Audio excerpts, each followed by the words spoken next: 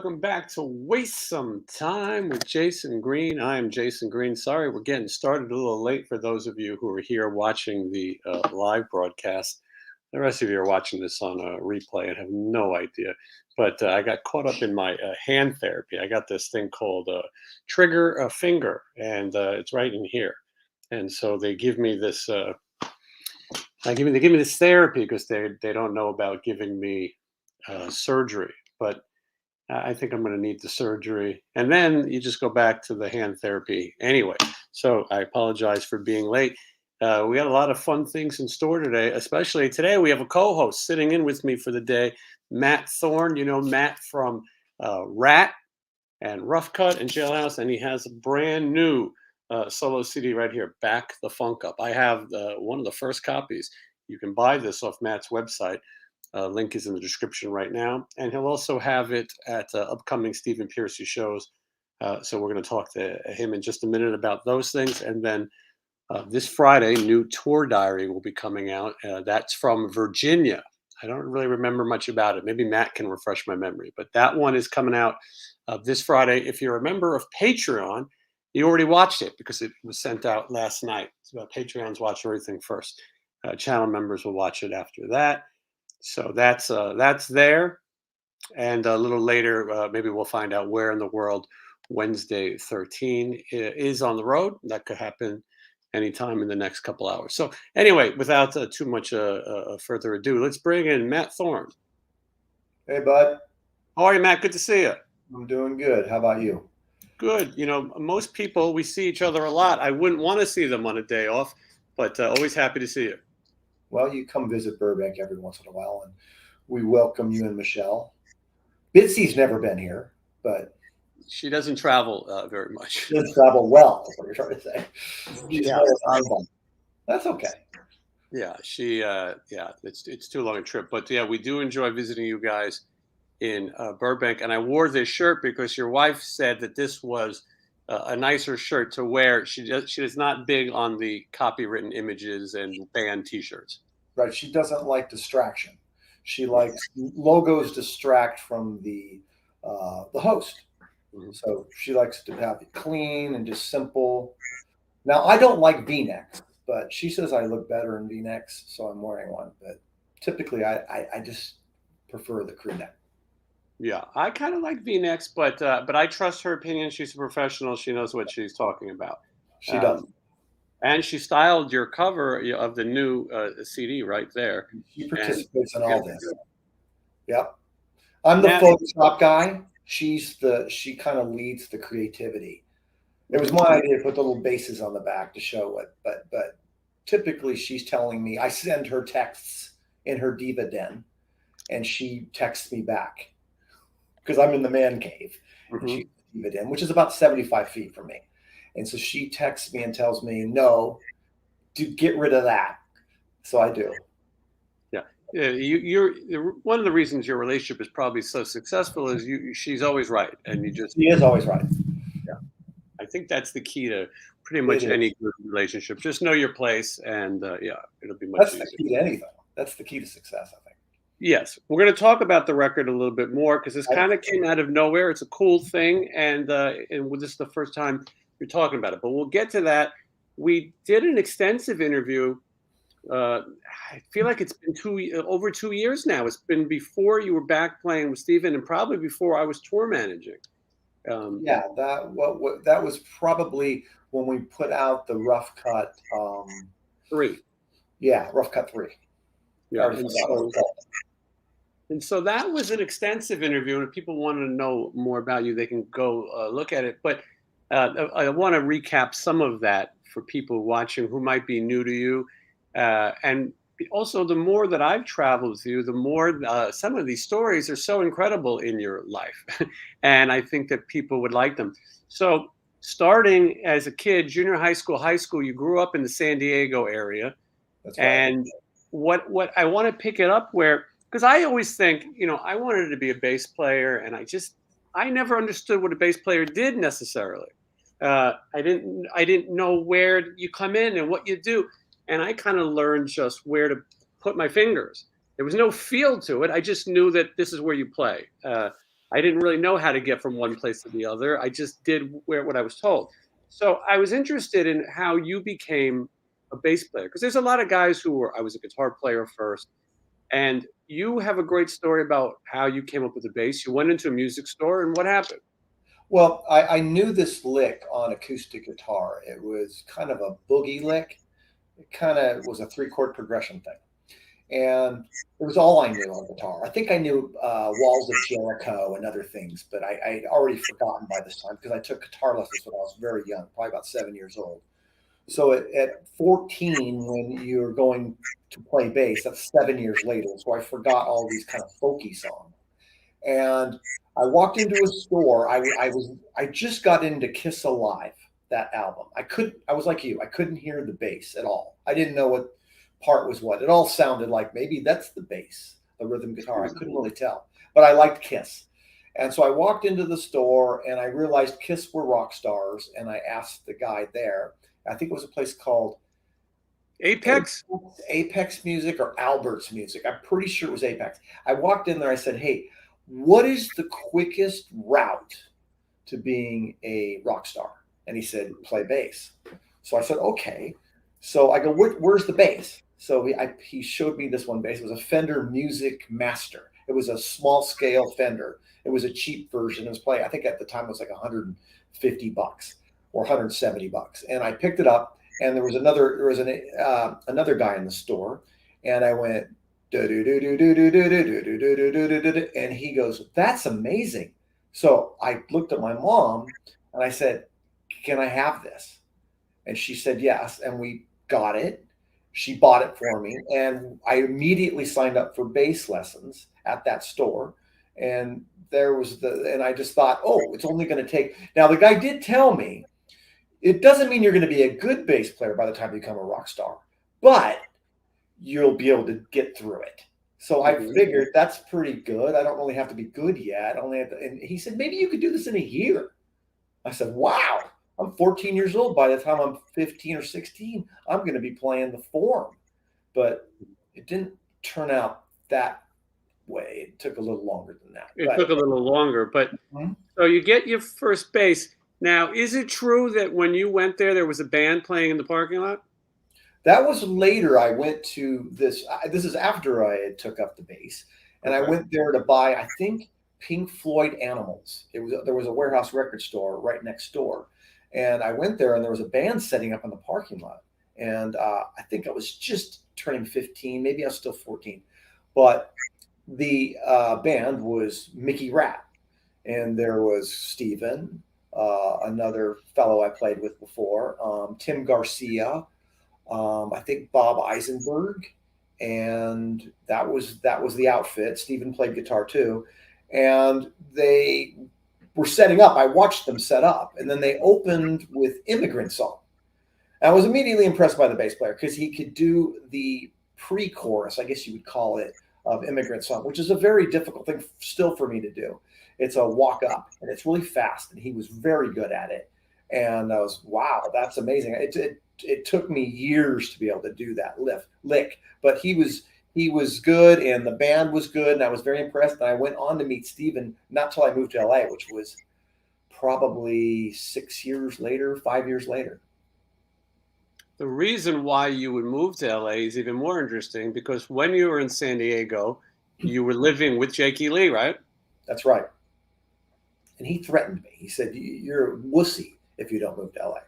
Is that a threat, or is that just, I don't know, made fun of me and said, "You must move to LA or you're not serious about this." So him and I packed up our stuff that night and moved to LA and went to a hotel, and it said drive-in hotel, but the D and the R and the I were out on the lights. So it just said Vane. And it was on Wilcox in Hollywood. And it was pretty sketchy. I mean, there were some scary people in the elevators. We almost got stabbed. And I thought, maybe I shouldn't have done this. But we ended up getting a house in Van Nuys on Gerald Street, right next to Havenhurst. And I think it was, I want to say Victory. And we ended up getting a house there with another singer, Jake and his girlfriend, Shauna, their dog, Speedy, and myself. And later, the singer guy, moved out, and Warren came in. Yeah, Warren DeMartini. Yeah. Yes, right. So you and Jakey Lee, I said it in our first interview, you need a score sheet because Ratt, Rough Cutt, all are all going to parallel. But so you and Jakey Lee are in Ratt at that point. That's right. So Jake came up here, and first thing he does is get in Ratt because he knows Steven and those guys. Those guys played a place in San Diego called Straight Ahead Sound. That was kind of the place to play in San Diego. It was an all ages place in El Cajon, I think it was. And we were playing there, he was playing there, but Jake and Steven had known each other. I didn't really know Steven yet. I had seen him play at Straight Ahead Sound, but I didn't really know him. And it was easy for him to get in Ratt. So he learned the songs. Steven would have this cassette, and all it was him singing and playing guitar riffs. That's how you learned the songs. And you made up your own parts to the part. Like Out of the Cellar was on there, In Your Direction, Never Use Love. All these songs were on this, and just him playing guitar. Sometimes he would drop out singing. He wouldn't even have singing, just him playing guitar. And you would learn the songs. But Jake learned all these songs. And then I think they had a bass player in there named Gene Hunter, who was a graphic artist. And he was actually in Teaser. I think Gene dropped out. I came in and was with Jake, kind of showed me the songs. And then we would go to Miss O'Neill's house, which was in Culver City, and rehearse these songs in a small kind of garage thing. And Steven typically would be in the house. And he'd come out and make comments every once in a while, like, that's too fast, and then go back in the house. Then when he was really serious about it, he'd record us. And a lot of the recordings he made at that time he ended up releasing them. Yeah. So, and you've said Jake was incredible. Everybody knew he was incredible. Yeah, he was incredible. There was some amazing musicians coming out of the San Diego area at that time. So you're in Ratt. It's you, Jake, Robin Crosby, right? No. So Robin wasn't in. Robin would come and sit in a lot of our Gazzari shows. He wasn't in yet. He became kind of our friend. And I didn't really know him in San Diego. I think I picked him up hitchhiking once in San Diego, but that's as far as I knew him. And he would come to all our shows, and he'd play, I think, a Priest song or something like, I can't remember, but he would play a Priest song and then leave. Eventually, when Jake decided he was going to join Rough Cutt, I don't think he told us he was going to join Rough Cutt. He said he was going to join a band called Spider. And I thought, oh, Jake's quitting. So we all kind of disbanded at that point, and Robin came in. I mean, like the next day. Steven had a whole new band the day after we all left. So we had Robin, and then Warren. You see, he was living at our house. He just replaced Jake. And they had Kurt Meyer, if I'm right, on drums. Yeah, on drums. And I can't remember who was on bass. But anyway, I went and picked up my bass rig the next day, and there was a new band. And they were practicing songs that I was just practicing. Yeah, so they were ready to go. So I want to point out also, you said that Warren was really one of the fastest studies there was, that he really developed his playing fast, because he was a little bit younger than the other guys, younger than Jake. Yeah, I would say he's maybe a year or two younger than me. Mm-hmm. And so he picked up fast. So those guys, Warren takes Jake's spot.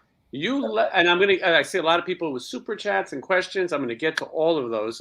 We're just going to get a little bit more of this groundwork done, and then we'll let everyone else open up to them. But so what's interesting is you said, well, I'm going to leave Ratt. You didn't really think that after Jake, you didn't think that there was much of a future. I didn't, which I was wrong, obviously. But I did go and play on the Metal Massacre record, because they didn't have a bass player with Warren and Robin. And that was pretty much the end of it for a while. And I remember they were having problems with Juan.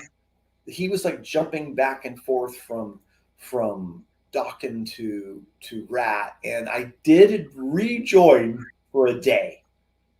And then that didn't work I think I had second thoughts again.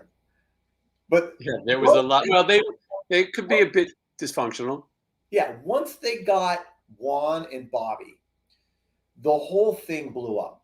So they became just this kind of troubadour band to actually selling out the Santa Monica Civic. It put out an EP, and the song "You Think You're Tough" got on the radio. I was a painter at the time, so I was painting homes, and I would hear the song on KMEP while I was painting and just biting myself.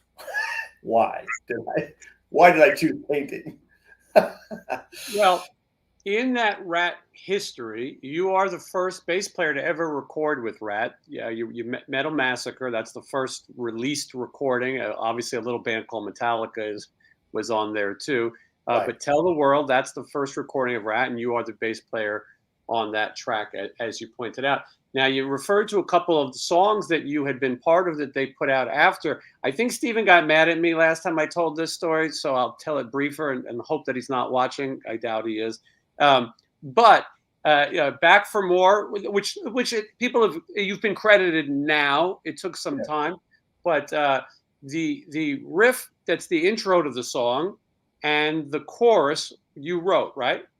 Yeah. So probably a day before the band separated, that version of Ratt, I was at Miss O'Neill's house, and Stevens, he had this bedroom in the back, and I was just showing him the song. I didn't know I wasn't going to be in it. So I showed him this riff, and he put a whole song. He was good at that. He was good at making parts work together, especially with his style. So he put this whole thing together, and it came out on their EP later. I did hear them practicing it when I went to pick up my amp. And I said to him, and we didn't know, like, first of all, I don't think anybody knew they were going to get a platinum record in the future. I don't think he knew. I don't think everybody was hoping for this, but I don't think it was as obvious. And I said to him, I go, well, what should we do with this song? And he goes, well, I'll give you credit. I go, you take that song, I'll take this song. So there was these two songs that we had, and that was the agreement. Like, you take that one, I'll take this one. And we just left it at that. Later, you find out that maybe those agreements weren't in the best interest, but at the time, it just seemed like we were all buds and nothing was ever going to happen. So when it did, you kind of don't know what to do. And he did recognize it in the beginning. I'm not going to say he ignored me. He did bring me a guitar. He gave me an option of whether I wanted a gold record or a guitar. And I thought my perspective was, okay, Motley Crue just went quadruple platinum. Ratt just went triple platinum. We're going to go platinum too. Why do I want their gold record? That was my thought, realizing later that times change, and as when times change, radio formats change and MTV formats change, and you might not get the same opportunity as your predecessors. Yeah, absolutely. And so, and you might have been thinking, you don't want that gold record on your wall reminding you of your decision and, wow, these guys made it. I'd rather do it on my own. There's another famous riff that you came up with that Warren might have borrowed from you. Which one is that? You play it now? Morning After, right? Yeah. So, I played guitar a lot at that time, and everything Jake did, I was just really fascinated by his fingering and everything. So I would learn these things he would do, and I would kind of incorporate them in my own songs. And I hadn't been writing songs that long. Jake actually encouraged me to write songs. So I was kind of one of these guys that played everybody else's songs. And at that time, I started writing all these riffs. And most of them were on acoustic guitar. Back for More happened to be on my bass. I actually wrote it on my bass, that riff. But a lot of times it would be on acoustic guitar, and I would watch Jake fingering and then kind of take from it. And I showed Warren the beginning riff, and he liked it. And then I heard it later on the Ratt album. And I just think that we were just kind of clueless. They actually gave me special thanks on that record, and I thought that was great. They spelled my name wrong, but I thought they missed my E at the end. but I thought that was fine. I didn't even know at the time there wasn't the internet there, so you couldn't research these things. You can go, oh, what are you supposed to get monetarily from songwriting? Well, there wasn't that. You just kind of thought, oh, special things, songwriting, all the same thing. You talk about the spelling of your name being wrong on that record. I remember you told me Robin Crosby was so excited to let you know special thanks. Yeah, that's right. He told me that at the Pasadena. They had a Pasadena gig, which was a pretty big deal gig that was packed. I mean, those guys were packing everywhere. Unlike the version of Ratt I was in, we weren't packing. It wasn't sold out crowd. They were selling out everything. I mean, they got a lot better. Even Steven got a lot better. Yeah, it seems like at some point Marshall Burrell gets involved and really had a lot to do with the direction of that band as well. And some smart business decisions, and then later Bo Hill and all those things. A lot of things had to go right to have that kind of success. We're jumping around. I don't want to rehash the whole interview that we did, but we're talking about spelling your name wrong. I got to ask you to tell the story about Wendy Dio giving you your name, because in the Rough Cut albums, you're credited as Matt Thorne. Yeah, well, so I was Matt Thorne, and I was fine with Matt Thorne. But, there was this whole thing going on where everybody changed their name, where they'd be, something and they put a number after it or whatever. Okay. So I thought, well, if somebody suggests this, maybe I should do it. She did. She goes, you should be Matt Thorne, the God of Thunder. And I thought to myself, I don't know if I really want to be the God of Thunder, but if that's what I should be, then maybe I'll take it. Later down the road, I decided this was a really stupid decision on my part to go with Matt Thorne. So at the end of the day, I said, we're cutting the two R's off the end of mine, going back to my born name of Matt Thorne. And that's what happened. But she suggested you that you play the bass. Yeah, you need to be Matt Thorne, God of Thunder. Because the bass was your the thunder. It was your hammer. Yeah, and you got Gene Simmons. He had what was the song he had? God of Thunder. Yeah, there you go. So I was God of Thunder. I never realized how much Wendy Dio sounded like Julia Child, but I love that. I do love that. Here I am with Dio. I think Dio means God, right? In Italian, maybe, I don't know. So yeah. So Dio means God. I felt like they would know what to name me, and I kind of went with it. I was 20 years old. I just said, okay, I'll be God of Thunder for a bit, and then I was God of Thunder. Yeah, and it's funny, these old stories, but everyone has these ideas, and this is what you need, and this is going to be this, and this is going to be that. And when you look back, some of them are funny. Your connections to Dio, obviously Wendy managed Rough Cut, and you'll go on the road with Dio, and a lot of that involvement.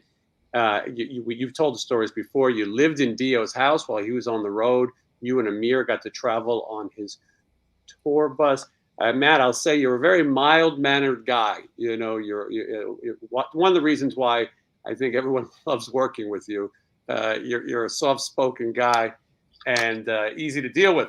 So to have all these people in your life, you're like I said, you're very mild-mannered about it. But to be around these legendary people and incredible influences in the music business, as Ronnie James Dio, you told me a story about hearing a demo, finding cassettes in his house that were the original writing demos, right? Yeah, I found Holy Diver once. I probably shouldn't have been snooping, but I was, and I found it, and I put it in my cassette player, and I listened to it, and it was him singing Holy Diver, and it wasn't the typical Ronnie voice. It was very soft. It was like almost something he didn't want people to hear him in another room singing, and it was very tender. It wasn't the Holy Diver we ended up hearing, but he also would do that when he would coach singers. He would sing in a really soft voice, and then when they wouldn't do it right, he'd sometimes, like at rehearsal, he'd grab the microphone from them and just, you couldn't believe what came out of the PA system. It would be much louder than the guy you were just hearing. He just had this voice and it would cut right through. So yeah, that was the same kind of deal on this cassette tape, which was he was just kind of demoing it, maybe to remember it. I don't know, but yeah. So somebody asked about hearing aid, and that comes up quite a bit. Now that we travel together, I see people bring their rough cut records to get signed, and we see hearing aid quite a bit. And I said, for my own memorabilia collection, I want to get a nice print of that hearing aid cover. And so I reached out to Mark Weiss, who said he would get one for me. He's been on the show many times. He took that photo, and I said, Matt, who are you in this photo? How do I find you? I couldn't find myself. Remember the first photo you showed? I guess I went to the bathroom, but I wasn't I couldn't find myself on the photo. And then the one photo that I guess was in the magazines, you could see me, but I'm very much in the back and hidden by faces, kind of. I am hard to find in that photo.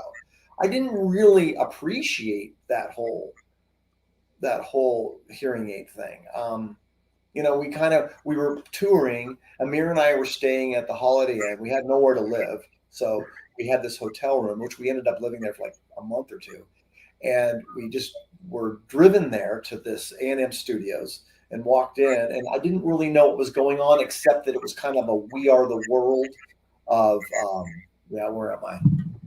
See, This might be the one you're not in. I can't. This is when I went to the bathroom. I can't find myself. Is that a mirror behind Rob Halford? I thought I was next, way on the right. That could be me, but it doesn't look like me. I was wearing a white jacket, so that could be. Well, Michael McKean. The one at the top right, is that me possibly? Oh, with the brown hair in the back. That could be me. I think that's you. I think this is you. I was wearing that outfit, so it's possible that was me. I think for those watching at home, all the way up right over Michael McKean or David St. Hubbins' Spinal Tap is you. Yeah. I'm trying to find. I'll show the actual cover. Oh, there's a mirror right behind Rob Halford. You're correct, right next to Brad Gillis. Okay. I'm not sure who's next to you, but they have a colored thing in their hair as well. I know who that is, but I don't mention. No, it's the name we don't mention. Gotcha. Yeah.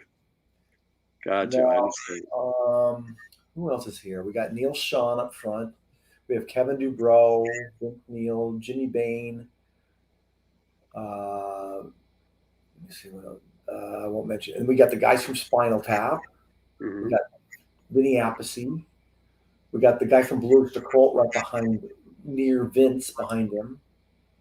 We got Blackie Lawless up there, and then Chris Holmes. We have Ted Nugent next to Chris Holmes. Yep. I think. I don't know who's. Oh, that's Mick Brown, I think, below Chris Holmes. Yeah, Wild Mick Brown. That's right. Yeah, Carmine Apiece.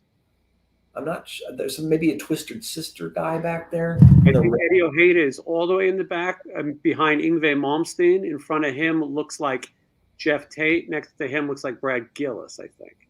Yeah, that's right. And then I think, who's this guy? Is that Y&T? Which one? The mustache? Dave Menichetti, possibly? Or is that a Blue Oyster Cult guy? Is it Claude Schnell? Well, Claude Schnell is next to the guy in the striped red shirt at the top there. Okay, right. That's the guy next to Eddie Ojeda. That's Claude. Next to him is Mick Brown. Yeah. I don't know who the guy behind Kevin Dubrow is with the mustache. It could be a Blue Oyster Cult, or it could be a Y&T. One of them. I'm thinking it's Y&T. Jeff Pilson's next to him. Right. Blue Oyster Cult are very short, so I think it's a Y&T. It could be. Yeah. Let me show people the finished product, which also has this one. We know where you are also, but yeah, I think we finally solved. I think that is me. I look different in that picture. I don't know. It's actually a better picture of me than what I really look like. Now this is the final album cover. Obviously, it's hard to see on our screens, but you're singing in the picture, and I think you're right in the center, right? Let me see. Yes, I'm singing. I don't know if I'm being heard though, but I am singing. No, maybe not. I think it's fake. I think this is possibly. It could be real. I don't know. We were in the studio, but it could be one of those. Let's fake we're singing. They already had the vocals done, possibly. I don't know. So you're right between Blackie and Kevin. Yes, yes. You made a move. That's a lateral move too. That is a very big move. Maybe they said we can't see you. We really need to see you. I doubt it, but it's possible. Now that we're both traveling with Stephen Pearcy, we see a lot of these people. We've seen Ted Nugent and Vince Neil and Night Ranger. That's why I should be carrying this thing around with me to get signed. It's funny that this was probably just another day in your life, but to people watching, this is really an historic event. Yeah, no, it's funny. I've been in Hollywood, and somebody would either Facebook message me or something and say, I'm in Hollywood. Can you come to this street and sign that record? This was years ago. This is probably, I'm going to say, between 10 and 15 years ago, people would do this. And I would go and sign and be done with it. And I don't know where these things end up, but I'm sure they end up on eBay or something. You're very gracious with that. Yeah, it doesn't matter. Let's take a look at some people's comments, especially people who are shelling out their hard-earned money. Tris, hi, Ben. Jason, I love these stories. Incredible. Wow. Well, these are Matt's incredible stories. And if we didn't dig it out of you, Matt, I'm not sure everyone would hear some of these crazy things. That's just a super chat that I thank you for. Mark Sanchez says, I saw Eddie Trunk is hosting the Whiskey Show. You can catch Stephen Pearcy with Matt Thorne December 29th at the Whiskey. I thought Whit Hertford was introducing Stephen. Trunk will tell a really stories. That's probably true. Whit Hertford will introduce Stephen. He's the kid in the Lay It Down video. I found him, and he's going to come up. So Eddie Trunk could introduce him, and then, like most things, take the credit for it. But I can't, I can't guarantee that. Let's see. Matt, you're familiar with, we have a viewer who goes by the name of Dr. Paul Shortino. We don't believe that he is the actual Paul Shortino. I spoke to Paul. He's coming on the show next week. He was just in Japan. But anyway, he has a running commentary going here in the chat, and he can be entertaining from time to time. I do like his comments. And have you confirmed that he's not the actual? No, I can't prove it. I've never seen Dr. Paul Shortino and regular Paul Shortino in the same room. Oh, you have? So you know who Dr. Paul Shortino is? No, I don't know. It could be Paul. We all want to touch a rainbow, is what he has to say. Yeah, well, that's probably true. A lot of people say Paul's part was kind of the part that stole the show. I think it is the part that most people remember, or one of them. It is. People imitate that. Some of the people that come to our shows, which I met through Stephen's shows, sing me that line. And one of them was Chris Bush. The first time I met him, he sang that line to me. He loves that. Mm-hmm. And he's sang it really well, I got to tell you. And a lot of people commenting. Cecil still has Rough Cutt's Wants You album, original pressing. And a lot of people, a lot of collectors. And like I said, we see these things from time to time. I see a few questions about Warren. I will say, and I don't think that this is talking out of school, Matt, you're the only person who's actually seen Warren DeMartini in the modern day. And I won't give away too much of your conversations. That's private. But you did. You're the only person I know who's seen him. Yeah, he was at Pavilions in Burbank, and he came up to me, and I was like, "Wow!" And we kind of reminisced on the story of the Speedy, the dog. We did some things to Speedy that probably we gave it. Probably shouldn't admit to it. We gave it hot sauce, which wasn't a good idea because it baked a lot. Which, as a juvenile, I probably would do those kind of things, but I would not do that anymore. I wouldn't recommend it. So we talked about that. It was just, we were just kind of going back. We went back to Pierce. We went to Pierce College together, and we were just talking about old times. But yeah, Warren, Warren's a really cool guy and a really, really good guitar player, naturally good. Yeah, I've had some incredible conversations with him. He doesn't return my phone calls now. I think that he's like that with a lot of people. But an interesting guy. Is sadly, I'm not so sure you're ever going to see a Ratt reunion. It would be nice if Warren and Steven could play together again. I think that's one of the only combinations that could work. It's probably the only combination that matters, in my opinion. Um, there's been so much infighting between them. I will say, though, that the Stephen Pearcy solo band has been great. You've been part of it for quite some time. You sat out the pandemic, but are back now. And a lot of people commenting how much they enjoy the different songs in the set list. Yeah, we're supposed to learn some new ones, and I started to learn them, and I've been discussing them with Johnny. Johnny and I have been conversing over learning some of these new songs. We have 4 to learn, I think, and we don't rehearse, so it's kind of like you go there and hope everybody knows their part. So that's how we kind of do it, which, in my opinion, kind of makes it all fun because you don't know what's going to happen. Like, we definitely don't know the ending. Most of these songs fade, so the endings are kind of. You kind of depend on somebody else who maybe watched a Ratt video on YouTube, a live video, and kind of knows the ending, or you make them up on the spot. So, and then, sometimes we have new musicians coming in and they don't know the endings either. So, drummers, I would say. Yes, we've had. Well, sometimes Scott Coogan does shows with Ace Frehley, and but right now the core lineup, as you mentioned, Johnny Monaco, Eric Ferentinos, who's been with Steven for quite some time, yourself, and Coogan, and there's some good announcements and big things coming, but that's for Steven to do at a later date. Tomorrow, I'll see you in Washington. Yep. And I don't know much to say about that. Oh, Steven Adler will be there. Yeah, and I got upgraded to Comfort Plus, and you got upgraded to first class. They know you live in Burbank because that's right. I love when those messages come in. You've been upgraded. Oh, really? And now I get the emails too for you. I'm disappointed at Comfort Plus. I want first class because the first flight is Comfort Plus, which is the longer flight, and then that little puddle jumper is we're on first class, which really is no different than being in the main cabin. I think Stephen Pearcy should get Steven Adler up to play Round and Round. I'm going to suggest it. Okay. Yeah. I don't know if he'll know the ending either, but who cares? He sold 100 million records. We'll let him do a drum solo. Yeah, sweet cheater. Yeah. But I think it would be fun for the audience. Hold on here. Dr. Paul asked a question, and I'm curious to see if he has anything to it, if this could be possibly true. He said, ask Matt about pushing a tour bus on ice. Oh, this is true. He knows. This guy's close to us. That was in Canada, I think in Nova Scotia, where it was pretty much ice everywhere there when we were there.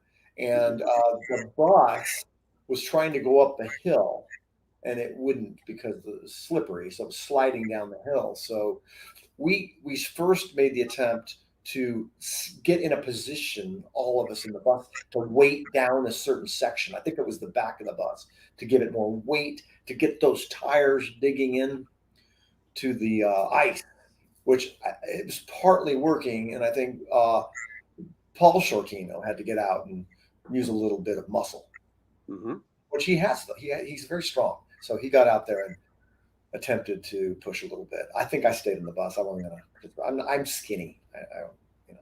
I don't think I was going to help much. I want to point out. I could have pretended I was doing something. I would do that. I would Tom Sawyer it. We're going to talk about Matt's upcoming solo CD. I have it right here. It's called Back the Funk Up. And Matt's not here for his health, but we'll talk about that in a minute. So Dr. Paul knows something. People are now shocked to that's see. An inside. That's oh crap, Dr. Paul. Interesting. Okay. Okay.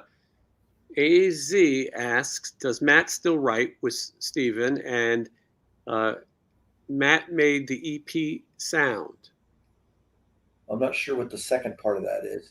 The answer is we haven't written a lot in them. Eric's pretty much taken that that by the reins and has been the songwriter for Steven. He spends a lot of time. My biggest problem is I have the studio and it takes up a majority of my time. So when we're done playing with Steven, I come back in here and I'm working with other people. So I don't really have a lot of time to do anything. And when we get to the funk record, I would write those songs way early in the morning. So I would start at 6 and write up till about 9. And then, I don't have a lot of time. I would love to write with Steven, but it's between, and now he lives in Vegas, it'd be more difficult. But Eric and him have pretty much done that for the last. Also, right now, I think it's the 40th year of Ratt, 40th year of Out of the Cellar, and I think that Steven is paying attention to the Ratt catalog and doing the best to give the fans that catalog. If the band Ratt can't do it, Steven can. And so I think right now, I think Steven will always write and put out new music down the road. But right now, we're constantly traveling, playing an pretty incredible Ratt set. If you're a fan of the band Ratt, you're going to see some stuff that I can say never been done before. Some of the songs that you guys are going over, you're not going to find an ending to copy because it's never been played live. We're going to have to make one up. This is a good question from Jim. Matt, what's Matt's favorite bass player idol? Rock, I would say John Paul Jones. I like Marcus Miller. I like Rocco from Tower of Power. I like James Jamerson. I like John Taylor from Duran Duran a lot. Yeah. So, I like John Entwistle as far as rock goes. I like Jack Bruce. I even liked early Ted Nugent and Amboy Dukes, Rob Grange. He was tasty. I don't know if I like him as much anymore as I did, but at the time, it was something I could do. He did little bass solos that I could cop when I was young. So yeah.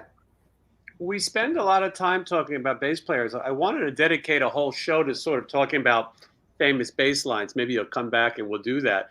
But you and I always talk about these bass lines that stand out, and sometimes at sound check you'll play "I Want You Back." That's one of the best. And then also, who's the bass player for that? I don't for some reason. It wasn't. So everyone thinks it's Jamerson, but it's not. And let me look up the name. It sounds like him. It sounds like him, and most people think it was him, but that one is not. It said, oh yeah, he was a saxophone player. This is one of my favorite guys. Wow, really? His name is Wilton Lewis Felder. He's passed away. But he was in a band called the Jazz Crusaders, and he played "I Want You Back" and ABC and Marvin Gaye's "Let's Get It On."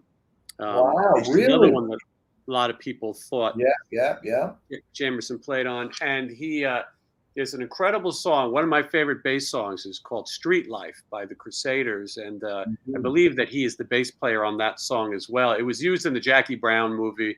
But really an incredible bass line. I thought it was funny that this guy was known for being a saxophone player and played some of the most memorable bass lines of all time. Pretty much every other big Motown song, heard it through the grapevine, and the rest of the Marvin Gaye. And Bernadette is my favorite Jamerson song. He did Tops and Temptations, but it's fun. And then you play a Cure bass line a lot too, which was one of my other favorite bass players, Simon Gallup. Yeah, no, I'm fascinated. When I was young and started playing bass, I only knew rock, and I was listening to a lot of eighth notes, which was Ted Nugent and all these kind of things. And then a guitar player came in and introduced me to older bass players, Jimi Hendrix bass player, and got me into the John Paul Jones, and got me in all these other bass players, which were a little more intricate. And I started to learn all those bass lines that were harder for me. And then later, at the time, I was really anti-disco and anti-funk because our school was, there was a section of our school that was funk, and there was a section of our school that was rock, and they did not meet together. Eventually, though, I ended up really appreciating all that, Disco Inferno and all these bass lines. So I started learning them later, the Commodores and Mhm. Stevie Wonder, all this kind of stuff, and that's why I play those things because it's a different kind of bass playing, and you can incorporate it in rock. And that's what I always felt like John Paul Jones did. He was very good at incorporating a blues kind of R&B kind of thing into rock music. And I don't know if you've ever heard that thing what John Paul Jones said. He said, if you want to become a good blues bass player, don't listen to blues bass players. Which Yeah, means you're innovative if you incorporate a different style. I thought that was a great thing. yeah, I think so. I think so too. It's funny. Enjoy listening to bass players that I couldn't play that style. I like listening to Brothers Johnson and Stomp, but I couldn't play that in a million That's years. what I'm saying. It challenges you. So you learn these things, you go, wow, that's really cool. And then there's a touch that goes along with that kind of bass playing that isn't with rock. With rock bass playing, it's real heavy-handed. And with that kind of bass playing, it's very light on the right hand. Which Now I listen for bass. Now I and especially good bass. Some of these people we're talking about, these are like lead bass players. The bass line is the chord of some of these songs. A song like yeah, Stomp, the bass line is the song. that's Um, right. so okay, let's see what else is going on here. A lot of people saying that they've seen a lot of the Steven shows and that they've enjoyed it, which is good, and come out and see. I think there's 5 more this year, and I think one is in well, 2 are in Missouri. I know that. One is in Ohio. One is in Tennessee. One is at the Whiskey A Go Go, and that'll be the last time to see Stephen at the Whiskey A Go Go. I think I can say that. I hope so. Now But you're saying, Jason, when we go to Ohio, I'm going to become a Delta Platinum Medallion member. I That's believe you are. okay. Dana Strum has trained me in the ways of the medallion this program, and I believe that you and myself, and I think Johnny too, he's a little further off, but I think he could do it. I think this trip we will all be in the Platinum Club. We will all be tossing shrimp at each other in the Sky Club. I noticed that some guys in the band, I don't want to say that they're cheap, but some guys will have a cocktail because it's free. That's right. Yep. And you've never seen them have a cocktail. Stephen will not have a cocktail. No, No, he will not. Stephen is done drinking. He's done enough for all of us, and he is sober. But Right. but some of us, and not me, will have an occasional beer because it's free. You showed me on the Delta app that we have tons of free drinks. We have vouchers. We have like I 4 had no vouchers idea. that were given to us when we became a gold medallion member. I don't Right. know what's going to happen when the platinum happens. Oh, forget it. It's going to be a full buffet. Yeah. Okay, let's see. Here's a question for you. Ask Matt why the first Rough Cut album was followed by a record that sounds like a different band. I think that Rough Cut had a problem with direction in general. And also when the first debut album doesn't do as well as you thought it was going to do, you sometimes think you need to make a change. So you're searching for something maybe that's going to work the second time around, and that's why that happens. And there's individual influences that change too, just like you see with Eddie Van Halen from the first Van Halen 1 to Fair Warning. You can see he got into Alan Holdsworth.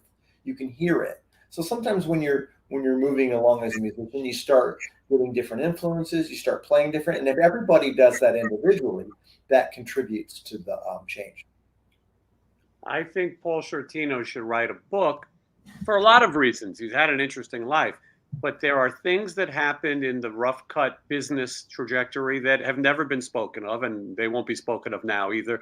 But there's some fascinating things that happened in that band's career, for better and for worse. And one day, maybe that'll all come out. But there's a lot of, and in our first interview, you talk a little bit about, you tried different singers. There was all kinds of different things at play. Will we ever see Rough Cut again? No. Simply put, yeah. I think that Rough Cut 3 is the Rough Cut Farewell. That's it. Yeah. It's a great album. I really do enjoy it. And I know it was something that you had to really work hard to put out in your studio right there. Well, it's, the thing is that Paul really came to the table on that. I think we had 4 songs and we made 7 new ones with, nothing. So Paul's really good at putting things together. With him and I put these songs together. He would chop it up, put it all in, sing something to it, and then I would have to duplicate and replicate what he did. It was complicated sometimes, and we'd have to get on a Zoom, and I'd go, "Where did you get that from?"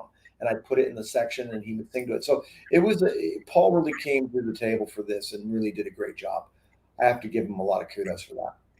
Yeah, can people still order that record? Is it still around? Yeah. And Amir too. I think Amir had a song or 2 on there that it was just a riff, and Amir and I made that work. But yeah, it was great to see everybody jamming out in 2 weeks. We had 2 weeks to put that. I mixed that thing, I think, in a week. And Carlos Cavazzo from Quiet Riot. Before, Carlos was in every band. Now he's in 50 bands. We're going to put a little bit of a cliffhanger here. In just a minute, we're going to talk about the record, Back the Funk Up, and we're going to talk about what I think is the coolest thing, all the different basses you played on the back. We're going to talk about that in a second, but we're going to find out, Matt, we're going to bring in a fellow Burbank resident, and we're going to find out where in the world is Wednesday 13. Matt, he's on a 38-city tour, and he's in one of these bandwagons. Could you imagine doing that? No, I could not. I would not. I just wouldn't. No, Wednesday's doing the opposite of what you would do. But I think Wednesday's like 40 years younger than me. He's not that young. But anyway, Matt, you'll hang out with us for a while, and we'll bring Wednesday in and we'll chat. Wednesday, good to see you. Hello. What's up, guys? How you doing, question is, where in the world are you? I am in Minneapolis today. We are right outside the Mall of America, if anyone knows about that place. So had our tour manager book our day off somewhere cool. So we had a day off today, and just catching up on laundry, and dyed my hair. So I've got some fresh black dye on my head, and it's a good day. I'm getting over my cold. Last time I talked to you, I just started the sinus infection, and I am on day 5 of my antibiotic, and it is on its way out. So things are good. Yeah, well, that music you make is not easy to be screaming for 38 days, and it's getting cold out. Hard to stay healthy. Oh my God, it's so cold today. I didn't even realize it. Like we were in Lawrence, Kansas yesterday, and it was warm. I had my t-shirt on, and today we stopped, and I got out, and I'm like, oh no, I need a bigger coat. So it's starting to get into the cold stuff now, and we're in Minneapolis. I think we're in Bloomington. We're in Minneapolis tomorrow. We're in Bloomington, Minnesota tonight. So no show tonight. Tonight's the night off. No show on a Wednesday. So we had it right there. So first Wednesday in December, I believe, is Wednesday 13. Did you know that? I did not know. There was one earlier this year, it was in September. But yeah, sometimes I get lucky and they'll fall on a day that we play. And my big joke on stage every night is whatever night it is. Like last night, I'm like, I know it's Tuesday, but we're going to make it a Wednesday. Every night is Wednesday when you're in town. A little Mall of America trivia. If you're a baseball fan, I don't know if you're a baseball fan, but the Minnesota Twins played, and I think it's called the Metrodome or whatever the hell, whatever their original stadium is. Some of the comments knows the original home plate where they played baseball is in the Mall of America. So while you're walking through the mall, you can actually stop and see where home plate was. Really? Okay. Well, I don't know much about sports. I was trying to think what I knew about Minneapolis, and all I could think of was Jesse Ventura and Slave Raider. That was the other band I thought about. I think they were from Minneapolis, I believe. Little guy named Prince. Oh, Yeah. Oh, he's small fries to slave raider. He's small, all right. He said he was a slave to his record label, but Yes. I went and visited. Matt, have you ever visited Paisley Park? I don't think so. I've been to a couple of parks in my life, but never None a Paisley. Paisley one. It's a big warehouse essentially, and when he died, they turned it into Graceland basically, and they left everything exactly how he had it, and so his office and everything is set up the same. They didn't want anyone to see. They take your phone and they lock it in one of those phone purses, but they didn't want you to see where he died. So I did some research and found out he died in an elevator. And so when you first walk in, the elevator is covered with a wall of ticket stubs. So I was telling my friend at the time, like nudging, look behind the wall. I'm trying to tell other people on the tour. That's where he died. Then the first thing in the first room, they have his ashes inside a replica of Paisley Park. And the people, the host, they had this like white Southern girl, like, y'all fans of Prince? And it was very awkward. And she wasn't even born when Prince died, it seemed. But then she goes, if you need some tissues to cry, we understand this is very moving. I apologize for my Southern accent. I could probably do that. I could do the lines for you if you need me to. Yeah. So I didn't cry. I do hear a tinge of Southern accent in your voice. Oh, it's there. Hey, I'm Hollywood. I'm Hollywood hick. Wednesday's from North Carolina originally. Yeah, I moved to LA in 2000. Well, I started in 2008 trying to leave my ex-wife, and officially in 2010. And now I've been living in Burbank, which I hear you're from there, Matt. Yeah. I've been there for I moved there the first year of COVID. I was in West Hollywood up till that point, and I moved to Burbank, and it's like a whole other civilization there. I love it. I like it. I love it. I love it. I love it. I miss it. Yeah. So I got a yard. I got animals. I got skunks, raccoons, possums, parrots. Yeah, Johnny would have a hell of a time there. I love it. I get to be a country boy in Burbank. It's amazing. But you have your own like police royalty. department. You have your own police department and fire department. Don't forget about those two things. I love it there. I don't know if you noticed this. No parking meters. I just realized that. And there's no weed stores there either. There's a CBD store. Right. Yeah, I don't think you can get any gummies there. And maybe you can get a gummy, but it's just CBD. It won't do it. It won't do enough. Well, when you get off the road, we'll have to all get together. Matt knows all the hoity-toity spots in Burbank. Let's do it. And then we can show Matt Halloween Town and some of the other. Yeah, it'd be a Wednesday. Did you listen to Rough Cutt? I didn't listen to Rough Cutt. That was one of the. I didn't listen to. I always got those bands confused. There was Rough Cutt and Rough House, and I didn't listen to either one. But Matt, I believe you were in Jailhouse, right? Yes. And I had that cassette, Alive in a Mad World, I believe was the name of it. I had it on cassette. I don't know what year that was or what grade I was in, but I got it on cassette. And because I saw the Please Come Back to Me video on Headbangers Ball, and I thought it was cool. And so I'm aware of that, but I wasn't I didn't get into Rough Cutt so I don't know. I didn't listen to it, but I hear those songs come on these shuffles now that I listen to, and I'm like, why did I not listen to that? So why is it a little early? Get again, Matt? I said, why is this on my shuffle? Get it off. That's really the question he asked. Yeah. I mean, me and Wednesday are similar in age, and I think Rough Cutt went under my radar until later as well. I grew up on the East Coast, and I don't know. I didn't know it as well until later, and then I associated it with Dio and all the other things. By the way, Matt, speaking of Jailhouse and your time in the Slammer Jailhouse, the singer for Jailhouse is going to be doing a show with us very soon. Did you know that? I didn't. So he's autographed now. Or he's kind of autograph. Mm-hmm. I don't know what they're calling it. I just got the contract, and autograph was spelled wrong. I don't know if that was for legal purposes. AUT Graph, no O. I think it was a typo, but it also could prevent a potential lawsuit. But so there's going to be a Jailhouse reunion in some ridiculous city. Oh, well, That's Jailhouse. cool. Speaking of Please Come Back on the MTV, I think you saw it, MTV Headbanger Ball. The reason we got that spot was because we gave Adam Curry a watch. So we stalked Adam Curry, found out he was at the Sheraton, Universal City, and waited for him in the lobby. And then when we saw him, we go, here's a watch, and here's a T-shirt of Jailhouse.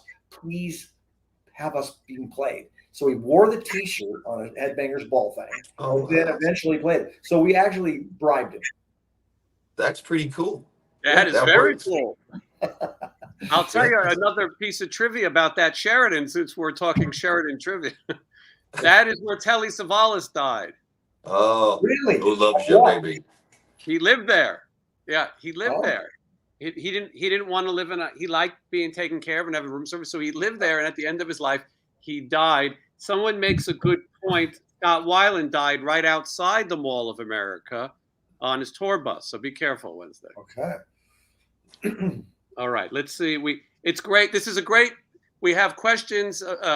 We have Rough Cut Jailhouse. We have Wednesday 13. We have a whole mix, and we're going to try to. Randall says he really enjoyed Rough Cuts Wants You, and Cecil says Cecil. I've heard that Shortino was one of Dio's favorite singers. He did really like Paul's voice.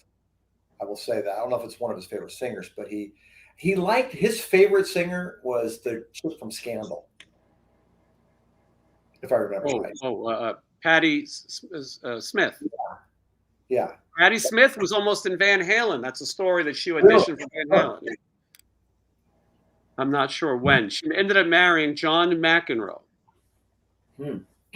Okay. Well, we've got so much stuff. And don't worry, Matt, we're going to talk about your record because that's what people are okay. I'm trying to get through all the questions. Melanie wants to know where all the groupies are for Wednesday. Me and Matt are just sitting around. So, where are the groupies at?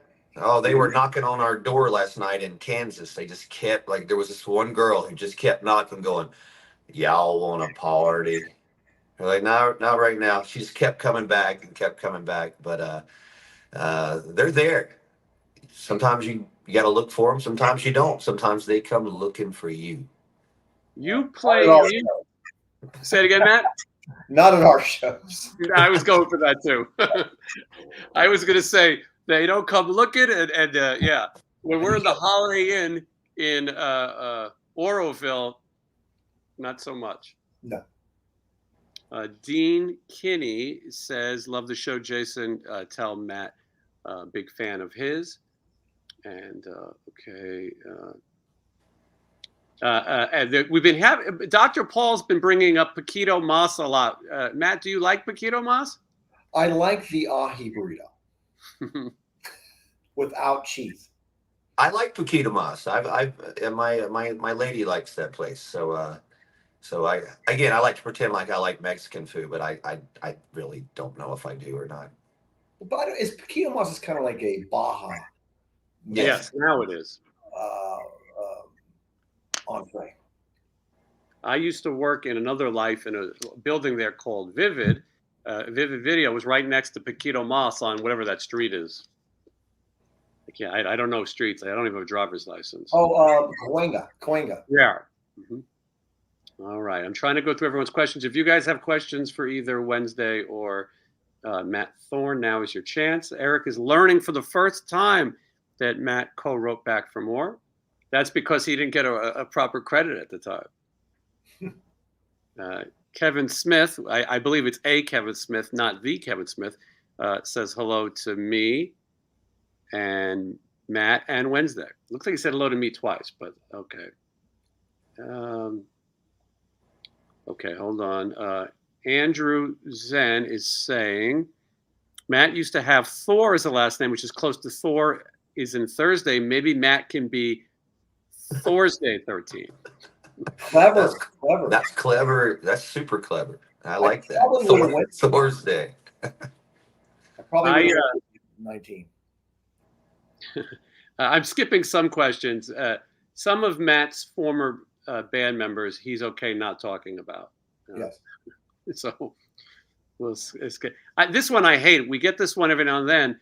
Wednesday 13 looks like he could be Jason's son. How could that's crazy. It shows you. It shows you how old I appear. This life is aging me. And, You ever heard, Jason? You ever heard of Plexiderm? No. No, it's that. You see this advertised on late night TV, where the one guy has the eye, and then they don't do it to the other eye, and it's his bags underneath his eyes just go away. I've actually used it. It's a miracle. I'm going to get it. You know what I found on this trip if you want to borrow it. Mm-hmm. I found a new miracle this week. What is that? This is the ultimate. If my hair is looking extra good today, it's because of this new weaponry I've gotten. Marsha Brady would roll over in her grave for this thing. What is it? It's the Brush Crush. It's a hot air brush. So basically, if I don't want to use a straightening iron, I can run this through my hair and I'm instantly ready. That's what I need. I got to get that. It's worth it. I'm telling you, it's worth the $120. You'll thank me later. More. Dyson has this. My Mrs. Thorne, my wife, she has this $400 hair dryer. Might even be $500. It's the Dyson, and it has a straightening thing on it.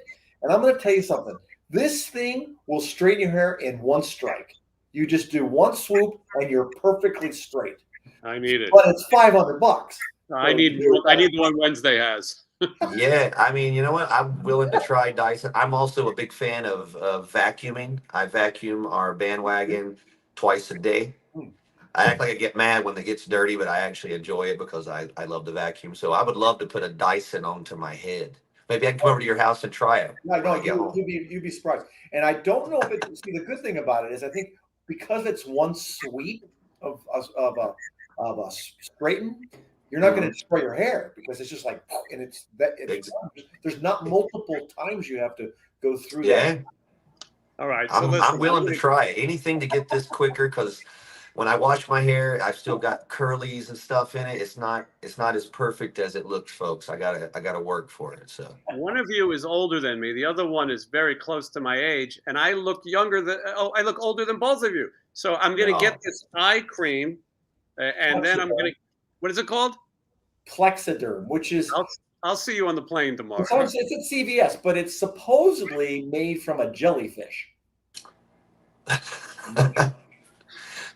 The band with Roger Manning? Yeah. Well, I'm going to get that, and I'm going to get the cheaper hair thing because I can't afford it. I will say Mark Sanchez is nice enough. He's asking, will my hand be good enough to play bass in Hollywood? Matt, I'm going to play bass before Steven in one of the bands. I'm only going to play one song, and I think my hand will be okay. If worse comes to worse, I will hold the pick like this. I think George Lynch did that once. And for one song, I think I'll be okay. And then I was looking and thinking maybe I could use your bass, Matt, because I see on the back you have much cooler basses, and I don't want to bring a bass to California for one song. Pick a bass. I have a jazz bass over here. That was the one I liked the most. Okay, you can play the jazz bass, and if you want to play my Thunderbird, I have that. But I also have. Oh, you like jazz basses, right? You like jazz. I like the P bass, but the jazz bass is cool too. But the I don't know the band what kind of bass their bass player uses. And I also don't know what they tune to. You know, the Ratt songs, you're either a half step down, right, and then some are in D. So I don't know, but we'll. But I was admiring Wednesday on the back of on Matt's new album, Back to Funk Up. He shows all the basses on each song that he used, which I kind of dig. That's cool. I'm going to get you a copy of this Wednesday. You'll like Wednesday plays bass as well. Yeah, I'm into it. But this is a funk album of instrumentals, and it's different. People who are expecting Rough Cut 4, this is not that. No. I love James Brown. I listen to I've widened my music variety of stuff I listen to as I'm getting older, looking like your son. That's right. That's exactly what happened. The more we look like Jason's son, the better bass players we become. What someone asked about things that you were credited as producing, Matt. Now, Matt has a studio in Burbank, MT Studios. He's produced and engineered a million records. What's some of the stuff that you've done there? Back here, what do we have? We have on the wall. These ones that I actually got some platinum records. Let me see. How do I get over here? There's Trapped, the first Trapped album. There's the Punisher record. That was for Writing Back for More. And then we got the Eels, Beautiful Freak. So those are my award-winning ones. Then I have a bunch of other things that I've done. I can't even remember half the stuff I've done.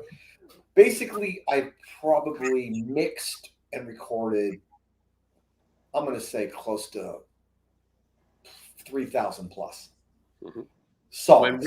When we did the Monsters of Rock cruise, somebody had at least 2,000 of those CDs for you to sign. Yeah. I can't even remember any of them. It's like I did that. I don't even know what I did on half the stuff. It was very thorough. I mean, he knew what you did. And now Stevie Rochelle introduced me to Wednesday. And Matt, you produced one of his CDs there, at least one of them, a Tough record. Yes, I did. He would do those parodies, and I think I did a Lady American Gaga Packer. Wait, what's the one? Packer Face. He did, instead of Poker Face, he did Packer Face. He also did one where it was like metal. There was all these different like Kiss songs in it, Metallica songs. I think it was called American Hair Band. That's it. Yeah, it was very popular. Do you remember that, Wednesday? Yeah. Murder Dolls used to play that before we went on stage every night. Really? The last tour we did, and the part in the song when it would say "Twisted Sister," our backdrop would fall. Oh wow! And so we used to really, really wear all those bands on our sleeves, or at least I did. And Joey would let me get away with it half the time. So it's funny. I can't remember. See, I couldn't remember the name of the song. I can't remember any of it. It's all a big word. You had a lot. Yeah. I went to my hand therapist today. He was working my hand out, and he started talking to me about rock and roll. He sort of knows what I do now. He told me that I don't know if this is client privilege, but patient. But he told me that a member of Kiss was there for a while, and I was like, I wonder if he knows what he's talking about. And then I said, well, a member of Kiss in Vegas? And then I narrowed it down to who it is. You can figure it out. It's not that hard. He probably recorded at your studio, but he does live in Vegas, and he is a former member of Kiss. I know who you're talking about. Yeah. I didn't know he lived in Vegas. He used to live not too far from here. That's right. Yes, he did. And so he was there, and his brother was once married to Stella Stevens. Did you know that? Mm-mm. From the Nutty Professor and the Poseidon Adventure. His brother's passed since. But I still didn't say his name. But anyway, we're talking, and then he goes into this whole thing about, did you hear about Slipknot? And I'm not really big on the Slipknot, but I know that they fired their drummer, or their drummer quit, or something happened. And so then I try to explain, well, my buddy Wednesday, he had this band, the Murder Dolls, with the original drummer, because he was saying they're known for changing their members. What is your take on any of that, Wednesday?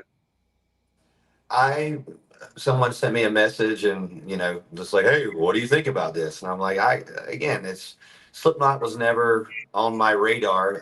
That was kind of the cool thing. Whenever Joey hit me up, he was like, are you a Slipknot fan? I'm like, no. And he's like, good. But it's not that I don't respect them or know about them. But it's just, fuck, 9 people in a band. How difficult that must be, and just the and it's been going on for what, 25 years. It's not my place to speak on it. It's almost like Kiss. How many members have been in Kiss now? It's shocking at first for people, but I don't think this will be the the last person to leave Slipknot and get another person. They're going to keep moving. That band is a machine, and they've they've been on top of the world for a long time. It's never going to stop for them unless they want it to stop. So They wear masks. They could do whatever they want. But again, drumming wise, Joey Jordison is the number one drummer of that band, and he always will be for me and for a lot of fans. So yeah, the drummer for Kiss does live in Las Vegas. Eric Singer, I forgot about him. And then somebody said Mark St. John. Mark St. John is no longer with us. That's who I was thinking you guys were talking about. And I'm like, did he die? I thought he did. I just remember Paul Stanley talking about him on some documentary, and he was like, he woke up one day and his hands swelled up like a bumblebee or something like that. He says, when Paul Stanley says bumblebee or Milky Way, I pay attention. Yeah, it makes sense that it would be him because I'm talking about hand therapy, and Mark St. John did have a problem where his hand was bad, so bad that he couldn't play anymore, and that Bruce Kulick joined Kiss. I did see Kiss at the Hollywood Bowl, Matt, right after I saw you. I think we had Matt and I went to a nice establishment. What was the name of that place? Finney's. Finney's. Yeah, I recommend that Wednesday. Finney's is good. I don't know Finney's yet, but I will. Yeah, when you get home, you'll try Finney's. But we went there, and then the next day I went and saw Kiss at the Hollywood Bowl. You know, people criticize Kiss, and they say, and earlier Matt said that, you know, Kiss Alive made him want to play music and be a rock star. And I know Kiss was an influence on you as well, Wednesday. And they were great. Listen, if there was some lip syncing going on and tracks, there probably was. It's hidden so well. Who cares? You know, people were flying and spitting blood and things were blowing up. Who cares? You know, it was fun. I'm glad I went. And at the end of the night, they did a full pyrotechnics display, like a full firework, 5 minutes of fireworks. I never thought the Hollywood Bowl, the neighbors must have hated it, would go for this. Guns N' Roses didn't do it. I saw Guns N' Roses earlier. Guns N' Roses decided to play nothing but deep tracks. I mean, they played hits too, but they played 4 songs that if I said the names, you wouldn't know what they are. And then they played other deep stuff. It was enjoyable to an extent, but a lot of people were walking out because they didn't know a song called Perhaps or a Hard School. You know, Right. It was, and Kiss delivered. They gave you all the hits. Paul Stanley's son opened the night. He has a band called Amber Wild, and they're good. The only problem is it's the kind of music that might be slightly dated. It's got big hooks and it's catchy, and they're young guys and it's fun. I'm just not sure that the world, you know, it's going to latch onto it. Yeah, I'm bummed I'm missing the farewell tour. I have seen Kiss so many times, but they're my favorite band. They are the band that I played before we go on stage. Every night we listen to Kiss. I can put it on. I can watch my guys because I'm getting my makeup on. I sit at the front of the bus. I'm doing my stuff, and I watch everybody. And I'm like, that guy, all right, he needs to wake up. He needs to wake up. I'll put on Kiss, and I'll instantly watch him like snap into it.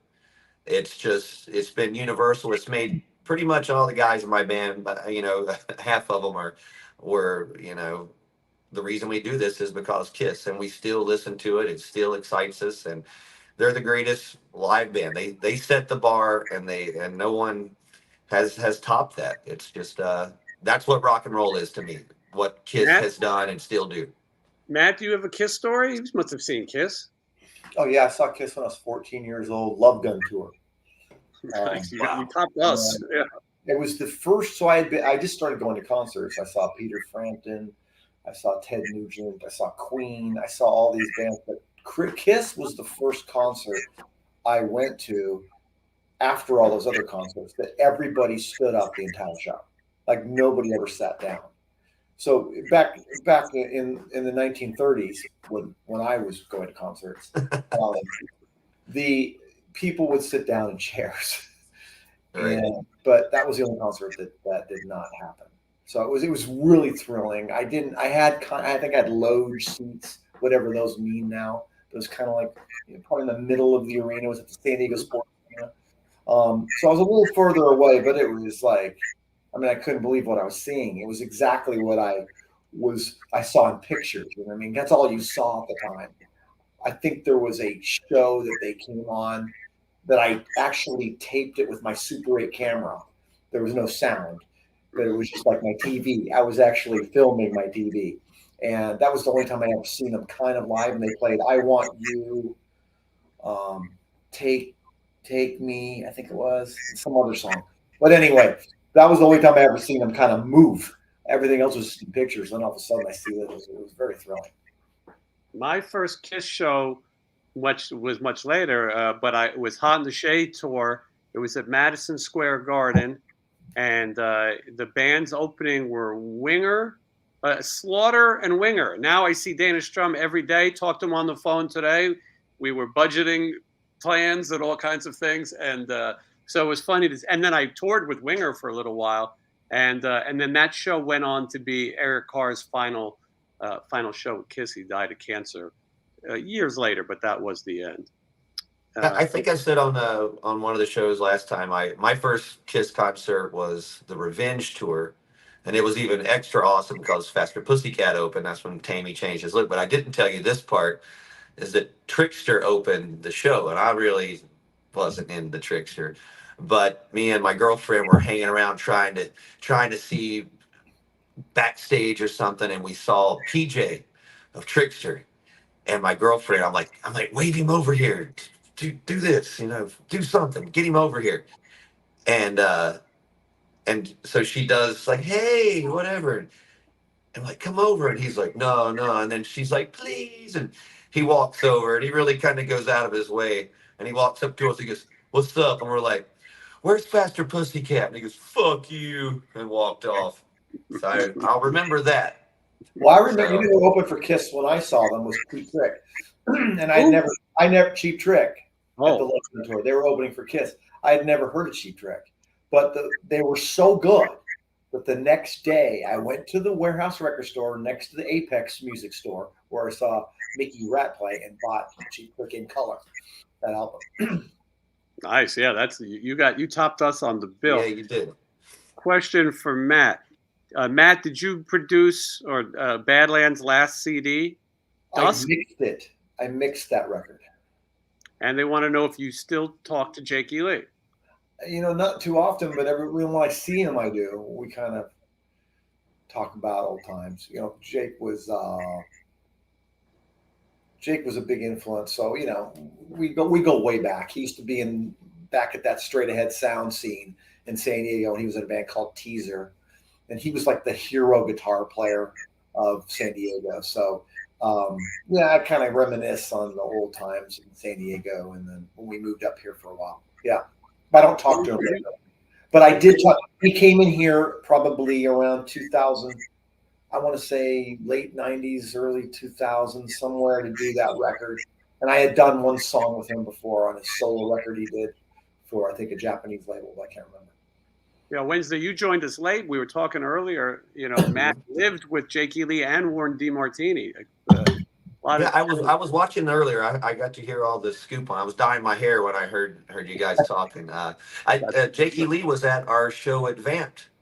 Well, I passed him walking into the kitchen, and I told my guitar player, I went, "Hey, no pressure. Jake E. Lee's right there." And he's like, and he watched our whole show, and then found out he was hanging out with a friend of ours, so he sent a picture of Jake E. Lee watching us from that little stairwell. So that was was pretty cool. That is Jake's kind of hangout now. When Jake first got to Vegas, we were talking. He showed up at a show, with a Cincinnati Sinners show with Donnie V. Those two together were nothing but trouble. And but Jake gave me some advice. He told me a place called Bocce Burger is where you get the best Japanese hot dogs. This was very important to him, and he really was passionate about going there. I haven't done it yet. And his other one was a place called Love It Custard. He said that him and Warren DeMartini both loved this place, Love It Custard. And he said that Warren came to town to see Aerosmith with him at the MGM, and they went early in the day to Love It Custard, and Warren liked it so much that he wanted to go back. They went back a second time. It's funny that all these rock guys are just flying around, hanging out at custard places, yet nobody would even know they're still on the earth sometimes. And so Johnny Monaco and I went to Love It Custard live. It's downtown. The parking lot was filled with crackheads and crazy people, and I ate custard and my blood sugar went through the roof. But if you guys are ever in Vegas, we'll go to Love It Custard. Now, what about this hot dog thing? Jake does like Japanese food, and he was the first person to introduce me to tofu. So he would know Japanese cuisine, but I've never heard of a hot dog in Japanese cuisine. That's interesting. He says it's the best, and he really was passionate. This was an hour conversation. I was trying to get him to play with the Sinners a million times, and he would say he wanted to play punk music. He said, I want to play Ramones, I want to play Dolls, I play Heartbreakers. I don't want to play Ozzy Osbourne and play solos. I said, cool, let's do it. It was easier for me. But I said, I'm sure some fans might be disappointed. But I've said this a million times. Jake E. Lee, George Lynch, and Warren DeMartini should tour together. Matt, you should be the bass player. Yeah, you might be the person who has the temper to put up with those characters. And I think that they have talked about it, and I think Warren is the hard one in that situation. I think he's the hard one to lock in. All right, let's take a look. People are asking questions, and then let's see here. People talk about their first Kiss shows. A lot of people saw Dynasty. A lot of people talking about they enjoyed that Dusk record, the popular record. Was popular. Let's see. I'm reading the questions with you tonight, Jason. I see this one guy in Australia just keeps asking if I'm high. I'm high. Yes. How did you know he was in Australia? Yeah. There's no secret that my nickname is Weeds Day. Wednesday, how did you know he's in Australia? Because I read him. He said I'm from Australia. He just keeps saying, like, is he high? Is he high? I'm like, what's wrong with this guy? Yeah, so, he likes to ask that question a lot. Okay. But yes, I smoke the weed. A fan came the other day and worked at a dispensary and gave us a bunch of gummies and weed and gave us this device. You can't say too much about it. You can just hold it up and let people guess. Yeah, it's a device. It's a device. That's all you can say. Yeah. Okay. Anyway, yes, but look, we get some silly questions. One of the things I like about this show is I was watching my first interview with Matt. It was the very beginning. Pandemic was still happening, and we would chat, and it was fun to have a conversation. But I like it now when I can mix different people and have different conversations. And we have close to 300 people watching. I enjoy that, and I enjoy turning people on to different things. What I love about reading the chat is I could tell who's a Matt fan and who's a Wednesday fan. Yeah, I'm reading. I just started reading the chats. Magenta. I was on private chat. Now I just went over the comments. Oh, gotcha. Magenta looks like a Wednesday fan. Mm-hmm. Dr. Paul Shortino looks like he would be a Matt fan. His questions. Yeah, I don't know if I want to. Yeah, they're kind of weird. Mm-hmm. It seems like he knows, though. It seems like he really knows the people he's talking about. He's got some information. Put it that way. Chimmy Town says Wednesday is looking gorgeous today. That's because of this new brush. Mm-hmm. Don't be fooled. It's all smoke and mirrors. I think Matt and I are looking gorgeous as well, but we're not going to get those comments. No. But so Wednesday, you're in a hotel right now, right? Is that a rare thing? Usually on days off, we always get one day room for everybody just to get out and shower. Today was the first day I had press, and I guess I fucked it all up. Our Australia tour is coming up, I guess, pretty soon. So it's end of January. And I had like 2 hours of press today, but everything was off an hour, I think, because daylight savings time, something happened. And either way, I missed all my interviews today except for this one. So yeah, I actually used a hotel today. I actually dyed my hair, did some laundry. I think the other bands on the package are staying around the area too. I saw the buses and stuff around. But yeah, on days off we normally get a hotel. But to be honest with you, I don't. I like hanging out on our bandwagon. I've got all my movies. We got satellite. I got my food. I got everything there. So just a hotel is just good to just dye my hair and do laundry and get a free cookie and some free breakfast if I'm up in time. Now you're talking about going to Australia in January. I know a band that has been looking at going to Australia in February. Mm-hmm. And there's been a lot of negotiations and discussions, and I probably shouldn't air it all here, but Matt, we're not going. We're not going. 17 hours of.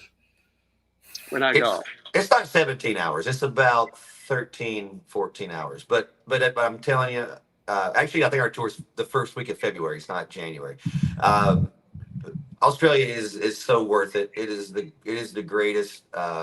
For me, it's just we have some of the best fans there. Our tour, of the 5 shows we're doing, 2 of them are almost sold out, and it's just great there. The only thing I don't like about that time is it is summertime there. For some people, they may love that. For me, it's too hot. But I love it so much, I'm willing to go there in the heat. That's how much I love it. Cancer capital of the world. Really? That's right. Didn't that actor have it? What was his name? Hugh Jackman. He had what I had, but he had to have it done 4 times. Wow. Wow. I recorded an artist from 2 artists, Kate Sobrano and Missy Higgins from Australia. Missy Higgins was 17 times platinum, but that's only about 50 records in Australia. It's a little different. Yeah, we had a conflict in dates. We would love to go to Australia otherwise, but it didn't work out. It's so cool there. I love it, and every time I go there, I have the best time. We're flying straight from there to Poland. So you want to talk about some fly time? It's that's going to be a fun trip. Medallion miles, yeah. But regardless, you can come see Stephen Pearcy with Matt Thorne and myself at the Stratosphere in February with Night Ranger. Between the 3 of you, any crazy hotel trashing stories? I mean, I'm leaning towards you, Wednesday, but Matt, you guys were nuts back in the day. Anything? I just didn't want to. No, I didn't trash anything. What about your nutty bandmates? I don't think we ever trashed a hotel. That's reasonable. Wendy would not like it. No, we trashed a Winnebago, but that wasn't our fault. That was a deer's fault. So, and then, all these things you end up paying for in the long run. So yes, you just don't want to do that. All right, Wednesday, let's hear it. Oh my God. I don't even know where to start.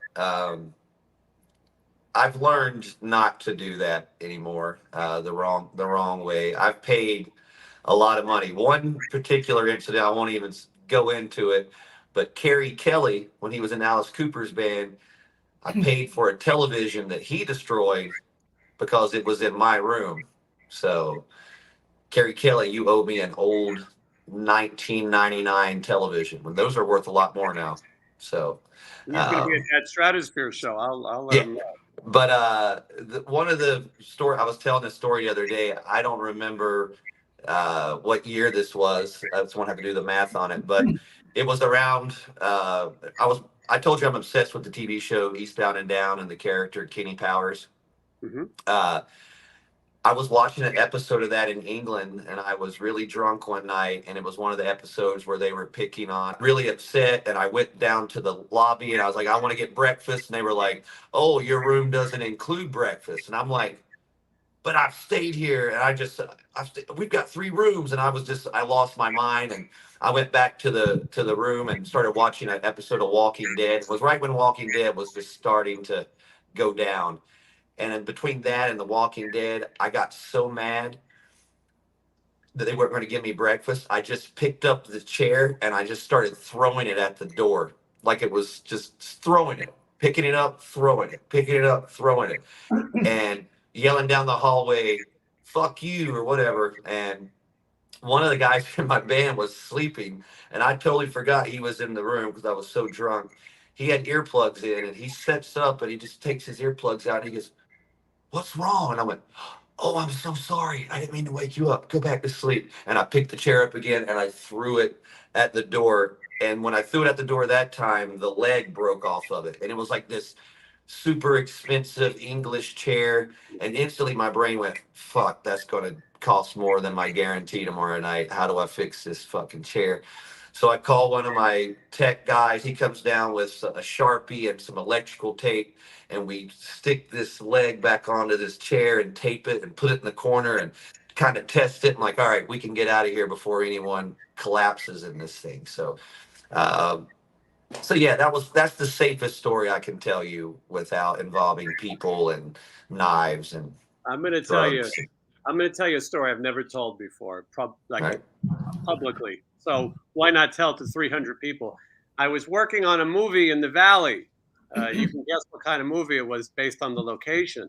I directed this movie, and I'm trying to clean the story up. But there were these two performers. One of the guys' name was Nick Manning, and the woman's name was Leah Love, L-U-V. She had braces, and so. They were doing this long scene. We rented this house, and they told us that they had a table stand made out. It was a real tree trunk. It was a very expensive tree trunk. It was cut, and they had a glass on top of the tree trunk. And they said, whatever you do, stay a million miles away from the tree trunk. So one of the director of photography, they moved the glass off the tree. They exposed the tree trunk.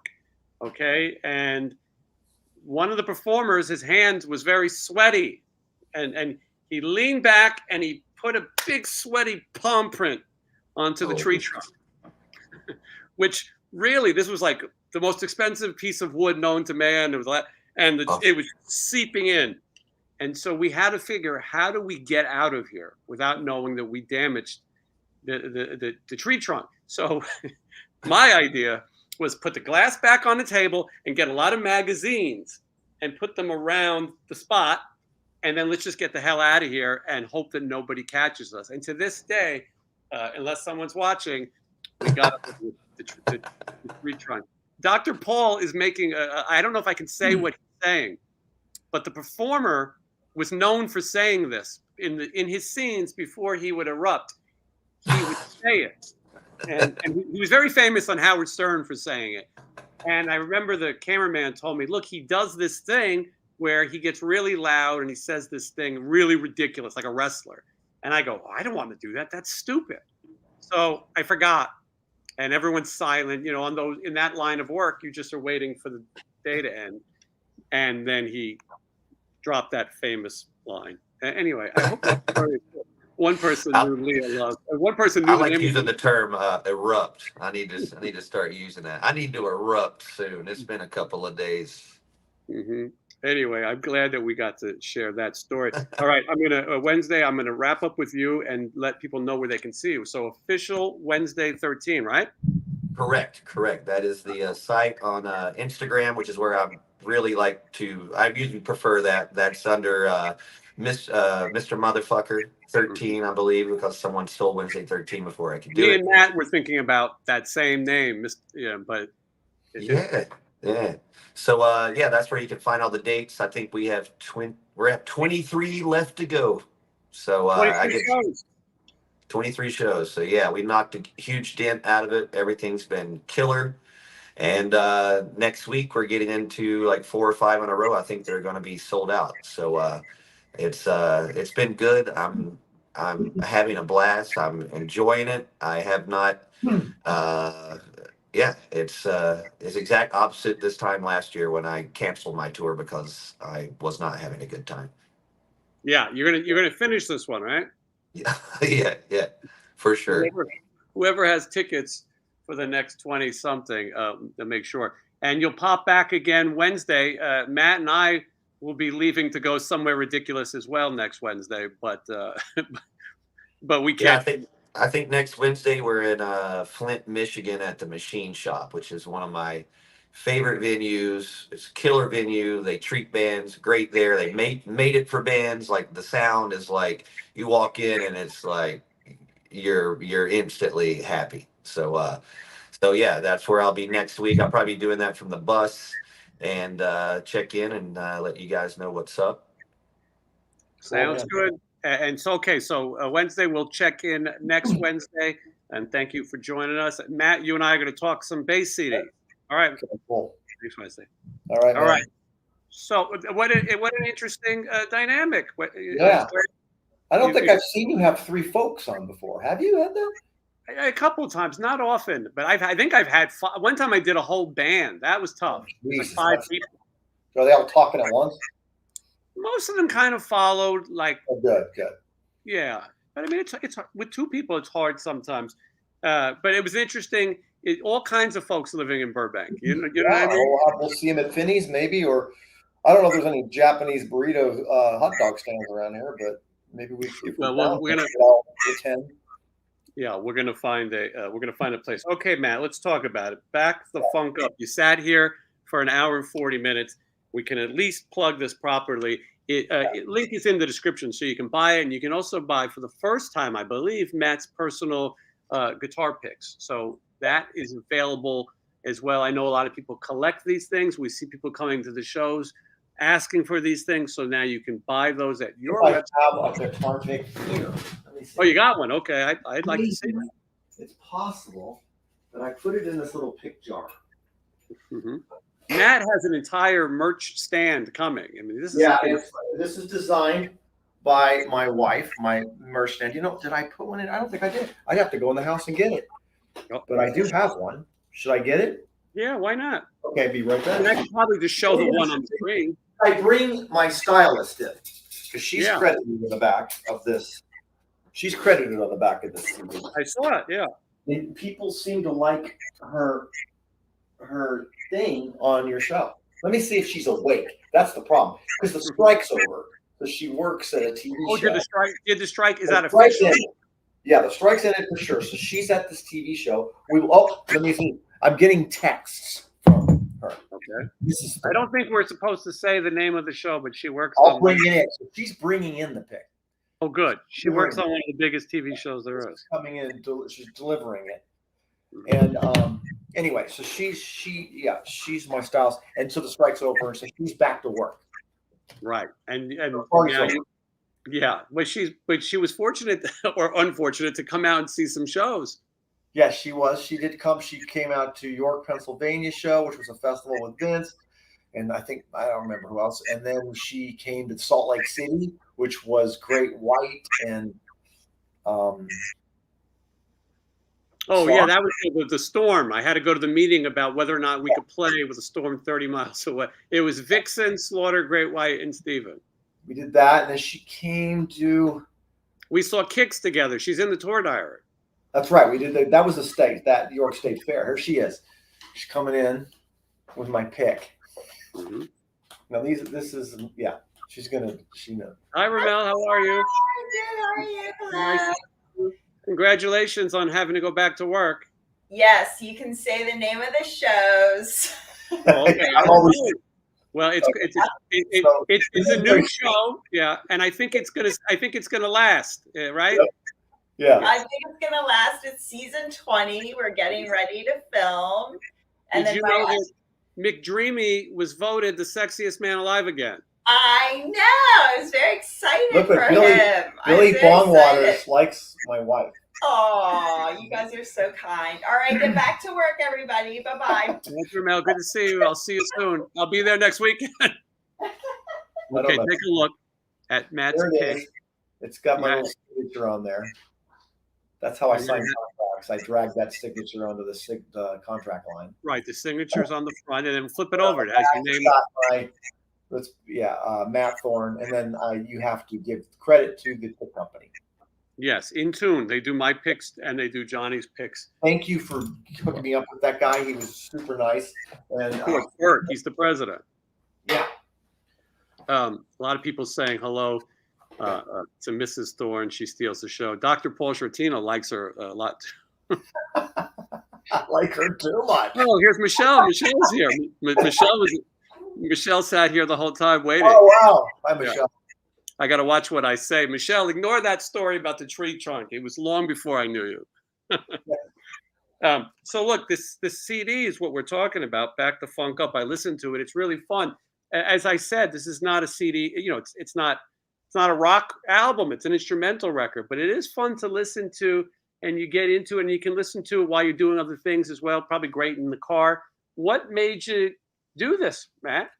Well, this was a record I did for TV spots. Mm-hmm.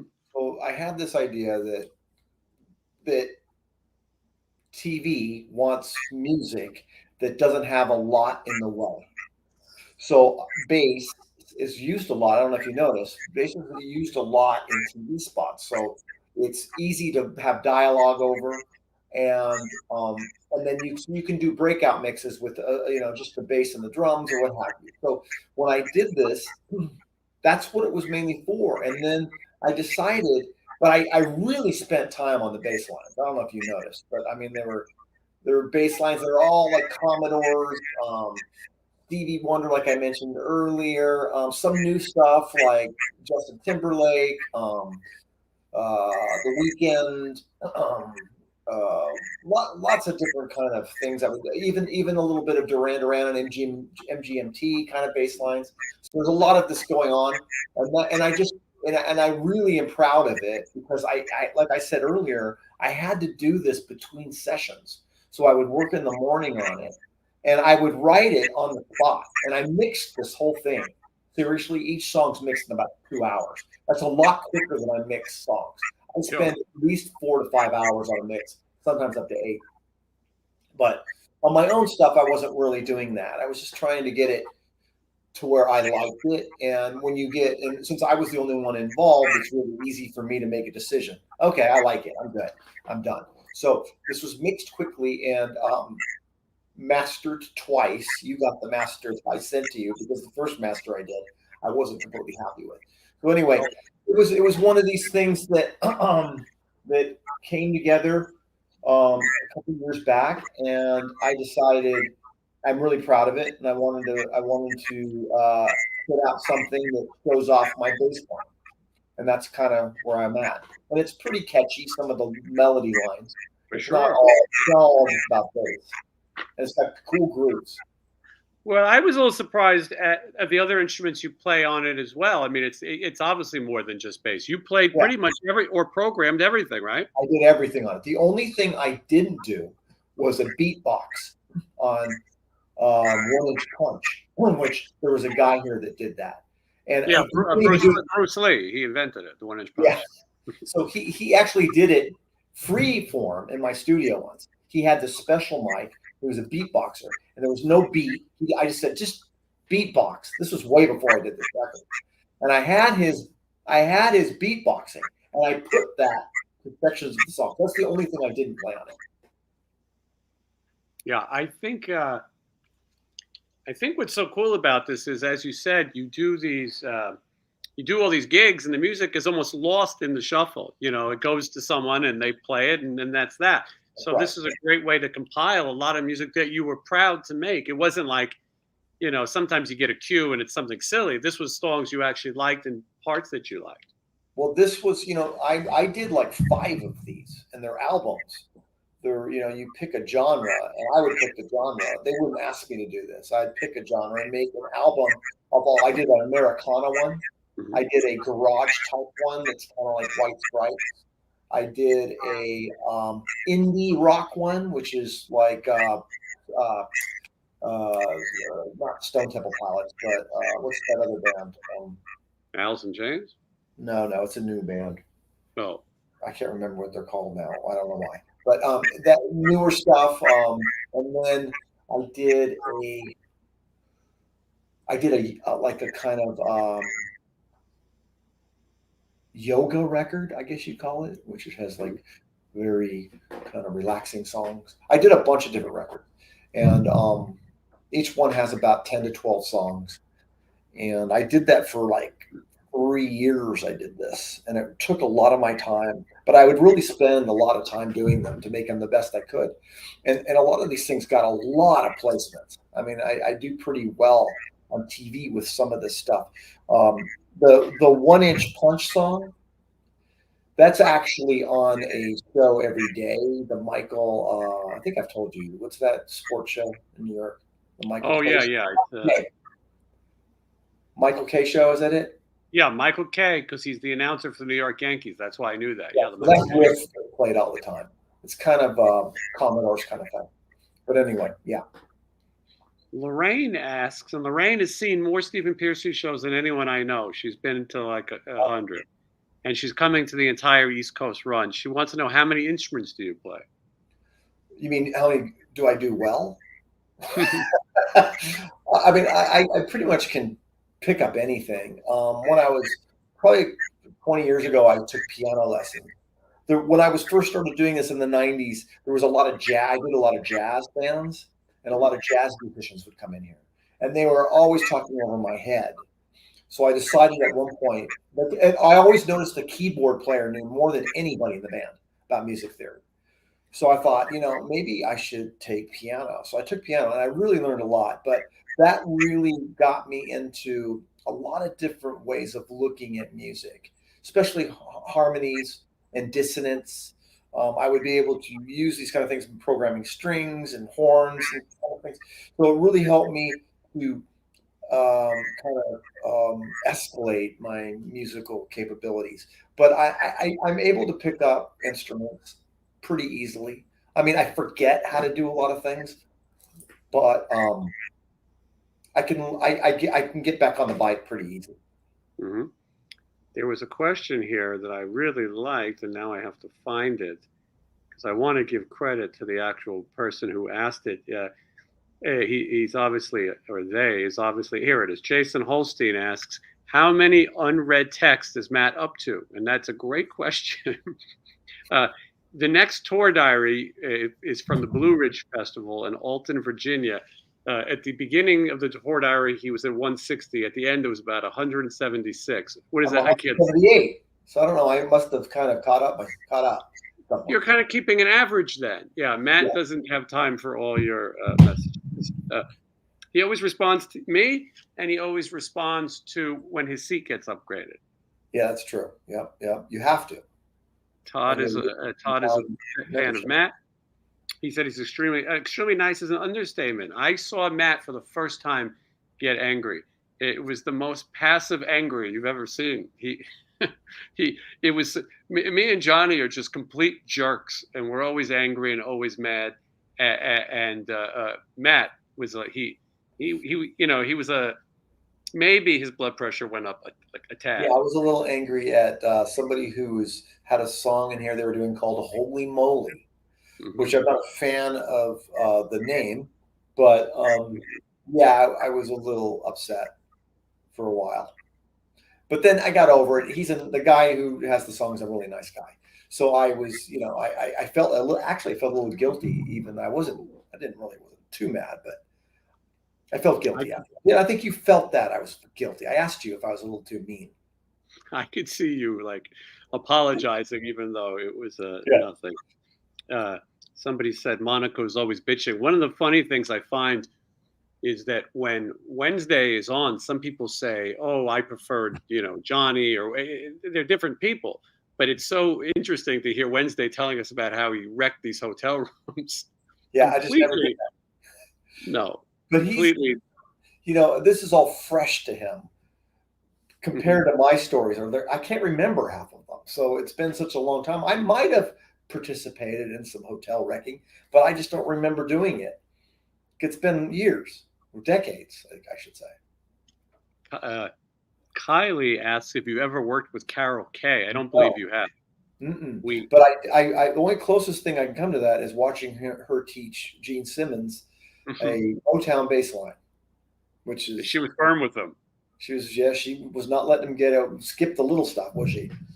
No, and I pointed out to you, we were in a casino somewhere in the middle of nowhere, and the Wonder Woman theme came on, and on a slot machine. And Carol Kay is the bass player on the Wonder Woman theme. She was known as the chick with the pick because she did play with the pick. Yeah, play with the pick. Yeah. There's but not a lot of bass players I like that play with picks. She's one of them. There is Chris Squire, I think, is another one. Mm-hmm. A lot of pick bass players I'm not huge fans of, but I do. There is a couple that I do like the way a pick sounds. Yeah, we discussed that the pick should have some give to it, and that sound, that percussive sound on the string, if you're going to use a pick, is part of the style of playing. The pick players who do it well, I grew up on punk music, which is so fast that I've seen people try to play punk with their fingers. It doesn't make sense because it has to be down. Yeah, the sound of it. The sound, and it has to be down. Dana brings up something that we hear all the time. I don't know how much you hear it, but Matt Thorne, Bryan Cranston, same guy. A lot of people, Wednesday has said it too. He says you look like Bryan Cranston in the Malcolm in the Middle age. But we do get this a lot. He's Walter White on Breaking Bad, but he shaved his head on that show for most of it, so he looked different. But a lot of people think you look like Bryan Cranston. Now, somebody says Bob Daisley. I love Bob Daisley. Now, he's a pick player. He's a pick player, very good one. I've recorded him here. And that's pretty cool. He's a great bass player, but I didn't know he played with the pick until he played here. Interesting, yeah. So you saw for yourself. Flats or rounds? That's a question for you. Rounds for sure. I mean, flats. I have flats on a fretless bass of mine, which so I like it on that bass. But typically, I'm not. Especially the kind of music I do here, they're a little dull, right? But on one of the songs on here, I think it's called "Let's Roll." I put a sponge underneath the bridge, right between on my jazz bass, between the pickup and the bridge. I put a sponge to give it that really dead sound. So that kind of emulated flats. I've seen that done. Yeah, like I said, I like that you show. Oh, there goes your CD. It just flew out of the case, but. I like that you show this. You guys got to order it. You go to the link in the description and order it. And Matt, would you sign it for somebody if they order it? For everybody, anybody who wants it, I'd sign it for. Okay, so that's good to know. And that's good to know. And then you can order that now. And if you're coming to an upcoming Stephen Pearcy concert, you can come to the merch stand and you can buy it. And you could see Mrs. Thorne has put together quite the merch, spectacular. God. See, I would have never, I would have went really simple. I brought the CD with a pen and maybe flipped it to somebody. Here's your pick. But no, Ramel, she's very aesthetically conscious. So she's like, you're going to get a little scarf, satin, I think it's called satin, that matches the color of the blue here. And then we have little things that we bought on Amazon that hold the pickup and the CD. Then there's a little, I'll show you this. There's this little thing that I created that's that was her idea. It stands. And then you have the Venmo QR code. And then I take these credit cards, which I'm going to have to bring my little thing you connect to the phone. I'm also got Shopify now, but this was her idea. So you got. How is that Shopify? I'm thinking about trying it. Well, it's $1 for the first 3 months, and it goes up to $34 a month. So I'm going this 3 months and seeing how it goes, and then try to sell out. Yeah, I'm gonna try to sell out, and then I'm gonna I'll either cancel or figure out something else to sell, or just yeah. Well, anyway, so let's sell some of these. Let's show the power of the show. Go buy a Matt Thorne. This is his first solo release, Back the Funk Up instrumental music. You can't go wrong with instrumental music because everybody will like it. You won't offend anyone. There's no F-bombs like Wednesday's songs. Now, somebody else played a 12-string bass. Yes, I saw that. Yeah. I had an 8-string bass, and what's that? That documentary, I think that they did the Jackson guitar on. What do you remember this one where they did Jackson Charvel? Well, I know about it. I didn't see it. There was a documentary. Anyway, it's in that documentary, and I had a 8-string Charvel or Jackson made. It was army green. It was really cool, and it had a headstock that was that long because you had to fit all those tuning keys on it. So it looked more like a hockey stick, really. But it sounded incredible. It had EMG pickups. It was a Jackson bass. It was the first 8-string they ever made. It had large keys and then the little key for a little guitar key. So a large bass key and then a little key for a guitar, and then it would alternate that. And each one was a string. But it was that. So I never played a 12-string, but I played an 8-string. I feel like an 8-string is 6 strings too many. But that's it's a lot of strings. It gets that chimey kind of thing going. I think you know who would answer this question. Well, the sound of it is Johnny, because Johnny played with somebody who plays like a 20-string bass in Enough's Enough's, I think, because they do that thing. Because what's his head played it? Tom Peterson. Tom Peterson for sure. Yeah. I'm a huge Cheap Trick fan. Somebody asked, love Cheap Trick, and that's why I was saying I went and saw him. I bought their album. I love Cheap Trick. Yeah, Tom Peterson. All right. So anyway, you got to go buy one of these things. Now, Matt and I don't know about you. You have a wife at home, so maybe you. Well, I don't. Who does the laundry in your house? You or her? We both do our own. Now, I will do where the laundry. We have a notification that comes on our phone when the washer's done, so it gives me an alert. And if Mrs. Thorne is busy doing something or in the middle of Vanderpump Rules, I will transfer the wet laundry to the dryer. So until that notification goes in. And then we usually leave it. She likes to leave it in the dryer for maybe longer than I do. I like to get it out of there right away. But if it's her laundry, I don't want to mess with it too much. So I leave it in the dryer and wait for her to get it out. You guys are a very progressive couple. Yeah. Well, but it's laundry night for me. Some people have to go to a thing called a laundromat, and they bring quarters with them. I have a washer dryer, but because we're going on the road again tomorrow, it feels like, I don't know about you, but to me it feels like I just spend my whole life packing and unpacking, like over and over and over. Yeah, that's so I bought this new packing thing where it's called compression. We just figured how it works. You put things in it and it compresses the how? You put it in there and then you zip the side up and it packs it in there really tight. And the whole reason for this is so I could bring my whole merchandise, all this stuff. I have to bring all these things now. I have to bring the stand. I have to bring the CDs. I have to bring devices to charge people money. I mean, it's a big ordeal. So I had to figure out a way to bring the small suitcase, but still accommodate clothes that I'm going to wear on stage, sleepy clothes, and then my regular day-to-day clothes. So this new merchandise stand I've developed is kind of encroaching on my space. My suitcase. So we got these things that compress your clothes down. It really worked out well. This was a Mrs. Thorne suggestion, by the way.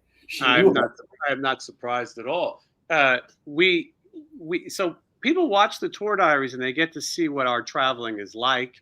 It's pretty realistic, except it's much more boring than even when we show you the most boring. Tomorrow we'll fly into the middle of nowhere in Washington. We fly to Seattle, and then from Seattle we will fly to this place called Toppenish, I think. And I'm sure it'll be a great gig, and I'm sure it's a great casino, but we will probably sit around some more and then play the show, which will be great, and then pack. It's an early one, too. It's going to be like a 4 a.m. lobby call after the show. Yeah, that's what I thought, because I saw that 6 a.m. Flight, which means, and I think it's an hour and a half to the gig, or an hour and 10 minutes, if I read right. It's a bit of a drive. Airport to the gig. It'll be 3 in the morning. I'm getting used to it, and I kind of like it. I just want to get the hell out of there and go home. So yeah, I know. Yeah, it doesn't go. I would rather. I don't mind getting up early coming back as much as I hate getting up early to go. Mm-hmm. Yes, I agree. The getting up to go, but once I'm up, I feel all right about it. But anyway, we'll do that. And then by the time we get home and unpack, I'll be coming to the California area. I'm going to go see, Michelle can remind me, Stephen Stills, Joe Walsh, and ELO. I'm really there for ELO. And I guess Jeff Lynne produced the new Beatles song. Did you know that? No. Or he had something to do with it. I don't want to. Dana told me. Beatles song? No. Yeah, there's a new Beatles song. You didn't know that? No. If you want to feel like Rip Van Winkle, right? The #1 album on the charts will be the Rolling Stones, and the #1 single will be the Beatles. So the new #1s are really older people. They're senior citizens. I hear the Stones record is great. I haven't listened to the entire Beatles song. There's a little AI involved, and there's a little. I heard they were going to do that. But it's based on a John Lennon demo. Now, somebody asked here, how do I like playing with Johnny? And I was going to skip that question, but it's I really just want to say I really respect Johnny as a guitar player. So much you forgot his name. Yeah, and that's because when I first heard it, I think I was calling him Ronnie. But anyway, I really respect Johnny as a guitar player, and we talk a lot. And I think I just sent him something and asked him, does this sound right to you? So I respect his ear, and I like Johnny, and he's a great singer, a great musician, and he's a blessing to have on stage. Yeah, Johnny's a great musician, and obviously you see him in the tour diaries as well, and playing. And if you come to a show, you get to see him play, and you're going to see him play. What's the name of that song at the upcoming show? It's "You're in Trouble." Are we doing that song? Not this trip, next trip. Good, because I learned it, but I don't know if I can retain it. Not yet. Not this one, but the next one, and then that's In Your Direction is the hard one. In Your Direction is going to be the hardest one. Yeah, I don't think Steven's still watching 2 hours later, so I think it's okay to say that. I wasn't supposed to say that. Okay. Okay. All right. Well, I think it's time to go. Hopefully, Mrs. Thorne is counting all the sales right now as they come in. Yeah. Hopefully, Shopify is on fire. It's and people check out some cool music and something a little different. Let's see. I'm just reading questions too. But anyway, Matt Thorne, back the funk up instrumentals. It's available now. This is the first time we're really pushing it, and so. And I will send them a download too when they do the CD, because a lot of people don't have CD players and they're just there for kind of a. Well, Andrew, he just answered your question. You buy the CD from his website. What is the website, Matt? I don't have it on my website. I have it on Shopify. Right. And that's about the only place I put it. And then what I have it on is, like I sent you, a WeTransfer. So once I have an email from the person, I'll just send them the link to the WeTransfer. So the link is in the description to his Shopify. So you buy the CD, and then Matt will send you the CD. He'll sign the CD if you like. And then you better get a paint pen for this, a little glossy. Yeah, I got it. Yeah, it is difficult to sign, but you got to rub it down. I did practice. Yeah. The best thing to do with this kind of glossy thing is to give it a nice rub down. Okay. What do you mean? You just take your fingers, give it a nice rub. Baby powder helps too. You give it a nice rub, and then you want to get yourself a paint pen, not a Sharpie like that. You want to get a nice. I'll show you the silver gold ones, right? Those are okay, yeah, but even better, you get a nice deco marker. We're boring the audience, but I'll explain it to you. Those are really great. Okay. They take a while to dry. I'll put that in my merchandising, package. Yes. So anyway, you go to the link, go buy the CD. He'll send, if you don't have a CD player like me, he will send you the audio to listen to as well. All right, everyone. It's been very nice. This has been a good crowd. Everyone seems to have enjoyed it. And if you have a DVD player, it plays in there as well. And all right, everyone, thank you so much for watching. Hopefully Matt will come back after this thing goes platinum, and you'll come see us on the road. And on Friday, you will get to watch Matt and I and Johnny and the rest of the gang when we went to a restaurant called Uncle Julio's and had a Haitian waitress, and we went to a thing called the Blue Ridge Festival, and it was really a nightmare for everyone involved. And it's funny is as I'm documenting, I'm explaining how bad it is, having no idea that ultimately the festival would be canceled, and it was even worse than what we saw. So that's out on Friday, and then the following week we get to relive Puerto Rico, which was a good experience, I think. Oh, that was great. Yeah. Yeah. Well, I think right, I'm going to go platinum, Delta Platinum, probably before I go platinum on the CD, but that's fine. That may be, but that'll get you into the Sky Club. So listen, that's all. Yeah, that's all we need. That's more important. All right, I'm gonna go pack, and I'll see you early tomorrow.